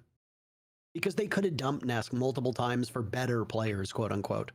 They could have dumped Nesk and his supporting cast better times, as the rumors suggest they're going to do. The rumor that's been floating around is that Liquid is basically dumping the entire roster. They're picking up everybody on Furia except for Herds. And then they're going to bring in, like, I think it's Maya is the rumor. They're going to keep him. There was a post on the subreddit saying that it might be Loira from G2. But like they could have done that half a dozen times over the last 5 years, and they never did it because they stuck with Nesk. And honestly, hats off to Team Liquid for showing loyalty to a player who deserves it. There's not a lot of loyalty in most jobs. There's certainly not a lot of loyalty in sports or esports. And Team Liquid showed that to Nesk. And I think that the org and the people who run the show deserve some credit for that. I think his teammates deserve credit for that because I'm almost certain there were periods of time where his teammates might have looked at Nesk and been like, we can do better, but it's Nesk. You just can't do that, right? If this really is the end for Nesk, which it sure seems like it is, it's a bittersweet moment because, for me, because as a caster, there isn't a lot that you really want. There's not a lot that I want as a caster. But the biggest regret I have in my career is that I didn't cast those Atlantic City Grand Finals where Nesk won. I'd always wanted to cast Brazil winning. Kix and I finally got that moment where Team One, in their improbable victory in Mexico City, beat BDS in the finals. Or Virtus Pro, or whoever the fuck it was. I actually don't even remember who the fuck they beat, but all that matters is that Team One won. And I always wanted to cast Nesk winning. And I will never get that opportunity. And that sucks. I casted Nesk in grand finals, but he was never able to get it done.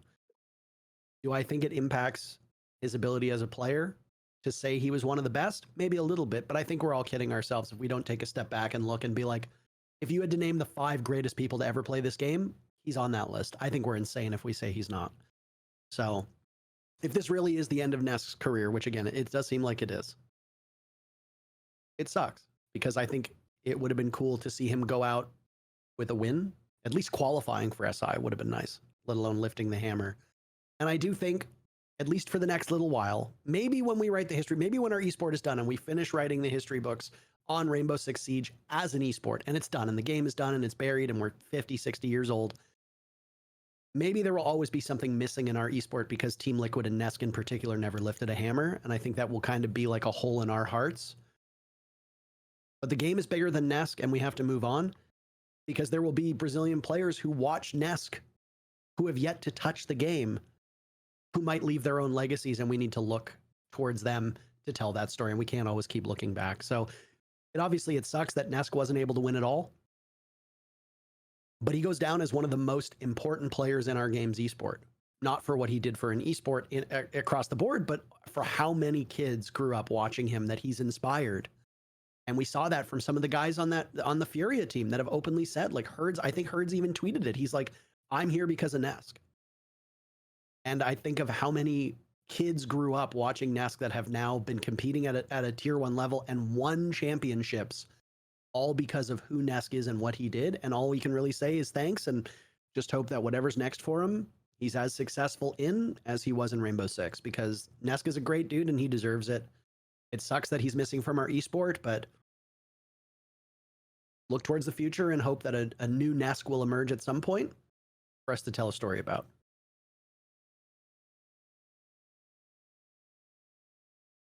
Fat agrees.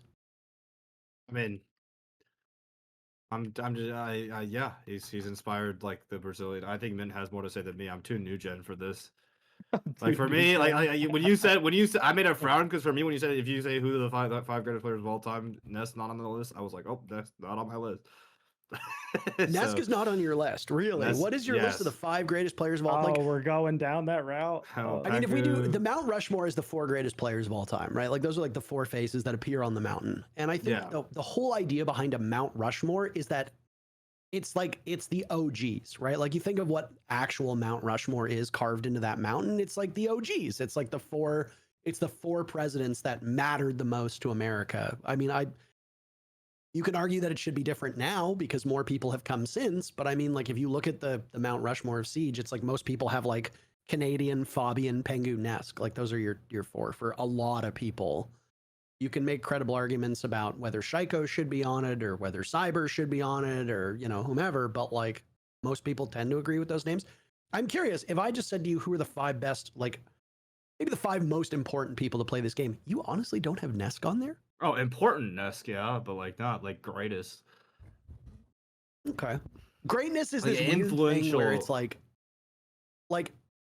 you can look back at some of the players who were fucking incredible in the first 2 like years of Siege, and now they would be like, they'd be farmers. They'd be terrible, like Mint said. Oh, I agree. I'm just saying like what I'm talking about, like greatness and achievement of your era. Like I still don't put Nesk like that. Maybe I'm just I understand his impact. Like he is Brazil. Like absolutely, it's insane. I'm gonna get a lot of fucking Brazilian hate for that shit, bro. But it's just like I don't know. I don't have him in a top 5 greatest. I have him in a top 5 most impactful, most influential. But like in a top 5 most influential, Bolo takes like an insane spot over almost everyone. Sploit probably takes an insane spot over everyone. Stompin probably takes an insane spot over everyone. Like these are infinitely like influential players over people that have won multiple trophies. So like I don't think that's because of their pro play though. I think all 3 of those players, I won't argue their relevance in our game, but a lot of their reputation was not earned via pro play. It was earned via content creation before they even fired up their first set of Moss. Yeah. Like I don't argue. Like if you look at if you ask just a fan, a casual fan, do you know Bolo? Do you know Stompin? Do you know Spoit? Do you know Nesk? They're probably going to say yes to the first 3 and no to Nesk. Yeah. But that's like saying that Jinxie, who's never played a game of pro play, is more important for our game as well. I would argue, because like Jinxie's more important than all of them. Yeah. Inarguably, but not from like a pro perspective, because like I look at like Bolo, Stompin, and Spoit, and I feel like their contributions came outside of pro play. Especially Stompin. Stompin has accomplished nothing from a pro play perspective, but he is still a huge figure in the game. I don't know. What do you think? You want to fight me on this? No. I just think it's like a new like bro. People don't even know who people don't even like. I had to introduce them to like Pengu. Like, dude, people don't even know who I am. Yeah. We were. I had just finished casting the game. And I walked over to your computer to sit down. Presumably, I was on your stream because you were watching the official stream.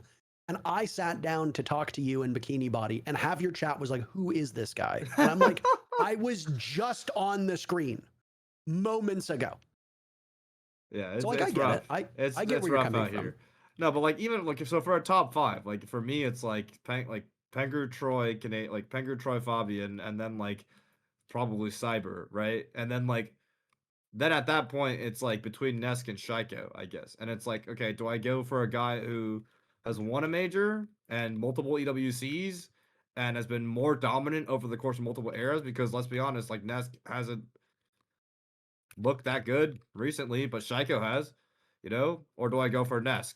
And at that point I'm putting Shaiko. So that's why for me, it's like it's close, but I don't know. Not in my top 5, sadly. Sorry, guys. Mint I jumped can't in. lie. Hey, man. Hey. Yeah. Whoa. You don't need to apologize. We don't live in harmony. Yeah. We can exist in a state of chaos and conflict. And I mean, it's more entertaining when we disagree, for the record. And I think most people will also agree with that. Shit. But I want Mint to jump in here because Mint obviously is an old head too. So I fear that he might just echo a lot of what I'm saying. All right, but I also think Mint is smarter than me. So I feel like he might have a viewpoint that is different from me. All right, how do I appeal to the young? 6'7"? You can try to grow your following. Try to grow your following. Shout out your YouTube channel, your Twitch. We're still talking about top 5. I mean, without a doubt. Yeah, this is what I was trying to avoid because this is where hey, we'll get chat involved. I'm sure the YouTube comments. You guys are fucking wrong. This is great. This is great. Call to action. Stop saying call to action. I am gonna every time you try to say call to action, every time you say the words call to action, there is always like 1 or 2 people in the comments who are like, he's rage baiting more comments. Stop it. Actually, you know what? That's right. He gets a couple extra comments from it. Keep doing it. Let's go, Fett. He knows what he's doing. Keep doing it. He knows exactly what he's doing. Without a doubt, yeah, you're obviously keeping Pengu, Canadian, Fabian. That's without a doubt. Yeah. And then it depends where we're going on our lists. Yeah. But I think people also do forget that Cyber also played since I believe the beginning of time as well. And you can argue over that because he's played just as long as Nesk. Maybe, you're right. Like kids grew up wanting to be with like Nesk. I feel like more than Cyber, but I also haven't grew up in Brazil. And like, we're also talking like the impact of Bolo and Foyt and Stompin', but we're also from NA and those are big to us, but maybe like Nesk is a pretty damn big creator. I mean, he retired, he went live, and he got a lot of people watching him. And I know he streams on more than just Twitch too. So I don't even know what other platforms, right? Zig, also you to mention him, he's a big creator as well. You think he's still playing Battlefield and Zig is still huge following as well, right? Yeah. So it's like we're not over there. I don't know what they think. Maybe Cyber is bigger than what we've kind of known because we just look at kills, and Nesk was absolutely kind of getting a ton of kills. So for me, though, if you're looking at achievements, though, yeah, I'm gonna go Cyber number 4 because I do think he is the number 1 across all of time in Brazil. He has definitely won the most. And then you're right with the number 5 between Nesk and Shaiko. My only argument with Shaiko is that 2-year ban. That 2-year ban. It's the elephant in the room. It's the elephant in the room. Whether you think it was deserved, whether you think he was cheating, I don't fucking care what anybody thinks about the situation. Talking to death. But the fact was that he was banned. But then also Simple was also banned technically, and nobody disputes his status in Counter-Strike. So yeah. But like we're looking at Shaiko more recently, and he's got a lot of eyes on him. I mean, he's definitely influential. If you look at if you play 4-3-84 Hollow right now, guess who you guys are trying to model? It's Shaiko, right? Every single EU pro, I go to prosettings.net and I go look up your favorite R6 pro. You're 4-3-84. Why? Because they're all Shaiko wannabes at this point. Doki, 4-3-84, right? Like you go look up all your favorite pros. It's because they want to be like Shaiko. Because why? He's different. Like what he does, and he's different. So everybody plays just like Shaiko. So he's influential in like that aspect. But yeah, the elephant in the room during the Pengu era. I mean, was he even relevant in 2016, 2017? Like during the OG times? I'm not. Cyber? No, Shaiko. I mean, I remember Shaiko's big rise. Actually, I casted the game that he got banned for. It was actually Bloodbath, and I casted it when he was on B Genius in September 2017. That's when Shaiko started to take off, and then he was banned like the next year or whatever, and then came back right before COVID, right? Yeah. So it's like he's been back for a long time. Shaiko's career prior to getting banned was really short. He was banned like pretty much immediately. And then they're like, okay, well, you're unbanned now, and then it's been fine since. I don't know. Maybe that's like the new gen in me. Like that ban doesn't matter. Like that ban, like to all my viewers and to me and to a good amount of like young pros or upcoming pros coming in, it's just like it's whatever. It's nothing burger. It's like, yeah, I bet most don't even know he was banned at this point. because that was 2019 or 2017, They 2018. they knew he got banned. I think they knew. Oh. I get comments where it's like, how could Pengu be the greatest if he got Shaco banned because he was scared? Just Like, so fucking stupid, dude. That score esport video is such dog shit. Like, and anybody who's like Pengu got Shaiko banned is just like, you're either stupid or you just are openly admitting your ignorance. Like, it was half of the teams in the league wrote a letter saying they thought that Shaiko was cheating. Like, had nothing to do with Pengu. It was like, I think because one day on stream, Pengu was like, I got Shaiko banned, and then everybody just ran with it. One thing I do want to touch on, not to steer too much away from this conversation, Cyber only started playing Siege about half a year after Nesk. They both started playing in 2016. Technically, that was well before there was an officially sanctioned circuit of LATAM within our pro scene. The game existed and they were playing Siege in Brazil from the onset, but it was not one of the official regions. If you remember, the first year was just NA and EU. The thing with Cyber is that if you look at his career stats, he started on Nox Gaming, where he was for almost a year. Then he was with Merciless Gaming before joining BRK for almost a year. Then he went to Immortals before going to MIBR, because Immortals, obviously, and MIBR, same organization, basically just changed the name. He joined FaZe Clan after SI in 2021. The reason why I think nobody talks about Cyber is that people are going to take umbrage with what I'm about to say, but I'm just going to say it brutally honestly. Prior to joining FaZe Clan, Cyber was fine. Like, he wasn't what he is now. Like, Cyber was good. Cyber was, I mean, you can make a credible argument that Cyber was the best player on Immortals and MIBR. But that team never really achieved anything. It constantly lived in the shadow of bigger orgs in Brazil. There were better fraggers at the time. It wasn't until he joined FaZe Clan that he really took off. So I think the thing with Cyber is that as good as he's been, and this actually is a vote in his favor, most of Cyber's accomplishments have come in the last 4.5 years. Whereas you look at a guy like Nesk, and most of his accomplishments came in his first 4 years, which would put Nesk at 2020. So it's like Cyber has been, I would argue Cyber has been the best player in Rainbow Six Siege in the last 4.5 years. Period. I don't think he has any equal. But the problem is that if you look at Cyber's full career, Cyber's played almost the same amount of time as Nesk, but didn't really do that much for about half of it. Whereas Nesk was so dominant right at the beginning, and that dominance didn't ever really fall off.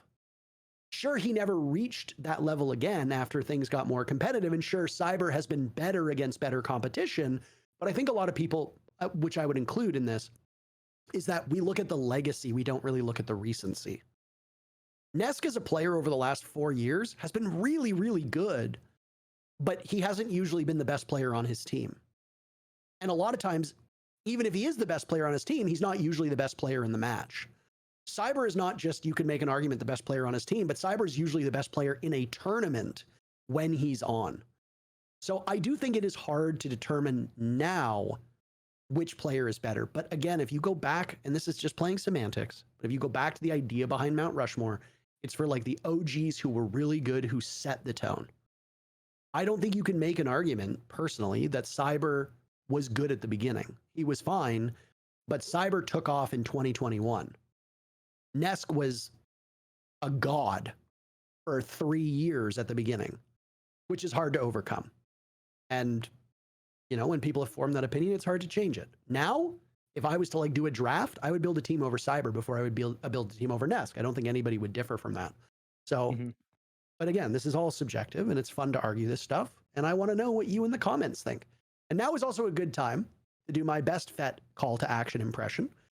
And say, if you haven't liked or subscribed to our content, please do so. You've been doing an excellent job of leaving comments. Obviously, just asking that people interact with our posts, interact with our stuff. It's great. It helps us out. So I usually don't do that because I'm bad at call to actions, but here we go. Like, subscribe, all that jazz. And we'll do it pretty much right at the end of the video because we're at 2.5 hours. We had other stuff we wanted to talk about, but I want to save some of it for our next episode, which will be a pre-SI episode. Do you guys have anything to add? I don't want to shut the Nesk conversation down. I don't want to. I don't know if we really covered LCQ for Brazil. I mean, we talked about it really briefly. Yeah. I mean, the Nesk conversation is gonna eat up a lot of the time, right? Yeah. That was We can basically talk it. about Brazil LCQs when we talk about SI next show if we want, just for the interest of time. Fair. I'm good with that. Producer David is saying that we should probably keep it for the next episode. There was one person on the subreddit who got very angry and said that we didn't do a good job of covering Brazil in our most recent episode. And it's like, I don't mean to be rude, but in the episode, we literally said we couldn't because the Brazil LCQs had yet to happen. Don't know how you want us to cover LCQs that have not unfolded yet, but I think Nesk obviously is going to eat up most of the time because most of the viewers here probably know more about Nesk than they do the current Black Dragons team. Correct me if I'm wrong in the comments, but yeah. And I'm with you, by the way, on that topic of you're going back to the beginning, because when I think of the beginning fraggers, I'm thinking Nesk and I'm thinking Astro. And you already mentioned Gohan and Astro, that duo from back then. they were so good, man. People forget how good so Astro and Gohan were, man. That was my favorite player, and a big reason I was trying to mimic Twitch plays like Astro before his. It's always sad to see your favorite player grow up. All those little mini Mint fans out there. I'm sorry, I dropped a burger my last game. My bad. And, it's so sad to watch your favorite player just not go out on a high. But that's what's really cool about Cyber is he's 27 years old. And one of the older players where people say you can't play anymore, playing a role that I don't think really exists in Siege besides FaZe Clan, where they 4-man strat and this guy just does whatever the heck he wants, and he's such an X factor, and he's just got the brain for the game. And I really think if you took Cyber off that team, I mean, you said it, if you took Cyber off that team, I think they literally never win anything ever again. I don't think you can replace him. I don't think people are training how to play like him. You know what I mean? It's just never. I don't even know if it's going to be done ever again. Right? So it's Nesk at the beginning, super dominant up there with, and you guys don't even know who. Not you guys, but people listening, you probably don't know who Gohan and Astro are, which so influential of our time. Original So FaZe duo, by the way, dominant. on Font Energy. With cameraman, right? Yep. I believe on that phase. Cameraman, Mav, dropped and Gohan, back Astro, and before Yuna, I can't remember who the other one was. Oh, Yuna was a funny guy. Yuna was the shield guy. When shields were terrible, Yuna was the shield guy. And it was if you didn't like watching FaZe, right? I feel like they were kind of the enemy, to be honest. At least it was for me. They were kind of the villains. Because they were the stacked team, FaZe Clan. They had everybody. They had all the superstar talent. And then there's Nesk. It's like LeBron with nobody, right? It's like Nesk, and he didn't really have the hit. It was like Nesk and Friends. And you're please, Nesk and Friends, beat FaZe Clan, who has everybody. And I feel it's a good reason too. Nesk and them have a ton of fans. Is they were just so likable, so easy to root for. As you said it outside the game too, Nesk was hilarious. I feel like there's still archives of videos on YouTube where he's at events just being probably on Pojo's channel, but just being absolutely hilarious. Yeah. Anything to add, Fett? No, this is before my time. That's probably why I have a different outlook on it, because I don't remember when he was head and shoulders above everyone else. I do actually remember Astro for some reason on Twitch. My guy. Yeah, I don't remember shit else. I remember Nesk and Palu. I remember the Nesk and Palu duo. I remember that being looking at that, why aren't they winning everything? They're the greatest. And then I learned what baiting was. But okay, there was so many chances too for Liquid. They've had a lot of. I think the biggest rumor in the past that I think would have maybe helped Liquid the most is when Alamau, I think, was going to go to Liquid, but instead went to G2 when Alamau was kind of rising up from the Team 1 roster, right? Yeah, when Team 1 blew up. And they wanted to make a 3-headed dragon or the 3-headed spear, whatever, of them three. But, Alamau ended up going to EU, and I think Penguin was his favorite player, so he was chasing that. And, what could have been? What could have been? Because, Liquid, like you said, loyalty, they've had all the, they pay very good in the Brazilian Siege. They treat the players well, to my understanding. They've tried to build some rosters, but it just hasn't worked. I've heard some horror stories from it's predominantly the two regions we covered today, both Brazil and APAC, where non-Brazilian and non-APAC orgs will go into those regions largely because it's cheaper and will invest quite heavily, and then the players just have nothing but the worst things to say about them. It's like the contracts are awful, they're like 4 years long, your pay is garbage, they never they don't respond to your emails, like you're on your own with getting visas, like it's just terrible stuff. And I will tell you right now, I have not heard a single bad thing from a single player on Team Liquid. And that seems to line up with other esports as well. I try to keep my ear to the ground when it comes to like the way that people are treated in esport orgs. And there's some really, really good orgs. And there's some really, really bad orgs. And no, I'm not going to get into it because I don't want, you can decide for yourself or speculate. But I think that why go into business if you don't treat the people that work for you right? Whether it's an esport org, whether you're a shoe shop, whether you're whatever, who cares what job you work, right? But it is a shame to see Nesk go, but there will be future Nesks, and that's the beauty of looking forward, is that there's always good stuff to come. You know, we didn't really have much time to talk about it, but Shepard is one of my favorite players. He might be retiring. We don't know. I don't know what opportunities there are for two, Russians who speak passable English. But in EU, especially with the state of geopolitics being what it is, who really knows what's going to happen there with that VP team? Who knows what's going to happen to Joystick, Karjeka, and Shepard? You always get really emotional when your heroes retire, right? Whether if it's sports or actors or musicians, and it's it always sucks when, your favorite band breaks up or your favorite show goes off air or, something like that. So we're not immune to that in esports. All you can really do in all things in life, irrespective of whether it's sports, esports, etc., is to just hope that there are better days ahead and that there's somebody else that you're going to, care about or invest in as much as, your heroes and idols before. So type shit. With that said, Nesk, if you watch this show, I think it's unlikely, but in the likelihood that you do, the unlikelihood that you do, have a great retirement. We wish you all the best, and thanks for almost a decade of a legacy that probably won't soon be touched by anybody else. So, gents, we have reached the end. Nice. Do we have anything more to add before we conclude this episode? Yeah, I'll talk about secondary shotguns again real quick. Yeah, I got nothing. No, I got nothing. Yeah, all good.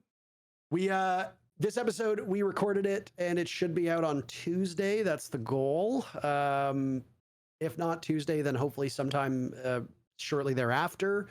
Because I am working SI, I will not be able to film episodes during the time I am in SI unless they are released later. I'll be focusing on casting. If we're able to do an episode in Paris with some devs, that would be great. It's something we are trying for. We don't know the likelihood of success, but there has been some stuff going on in the background that make me somewhat hopeful, but maybe not. Might be for future events. We don't know. But hopefully we're able to film a pre-SI video in the next couple days. It's going to be a busy week for us, but we just honestly hope you're enjoying the show. That's it. We're having a great time. This is, I guess technically our last show started off as 6on6 and ended as DBNO. So I guess this is our very first official full episode as DBNO. So if you have any feedback about the rebrand, we want to hear it in the comments. Some people have given us some pretty good ways to improve on our overlay, on the cam boxes, on the logo, etc. Stuff that is being worked on in the background that was not ready yet for this particular episode, but for next episode should be put in place. If not, it'll be when we get back from the break. But we just want to say, as always, on behalf of Fett, Mint, myself, producer David, Last Free Nation, and all of you, we appreciate your support on every single show. We read the comments. We appreciate you sharing it. We appreciate you watching it. And we'll see you in a couple days for our next episode before SI. Fingers crossed. Have a great night.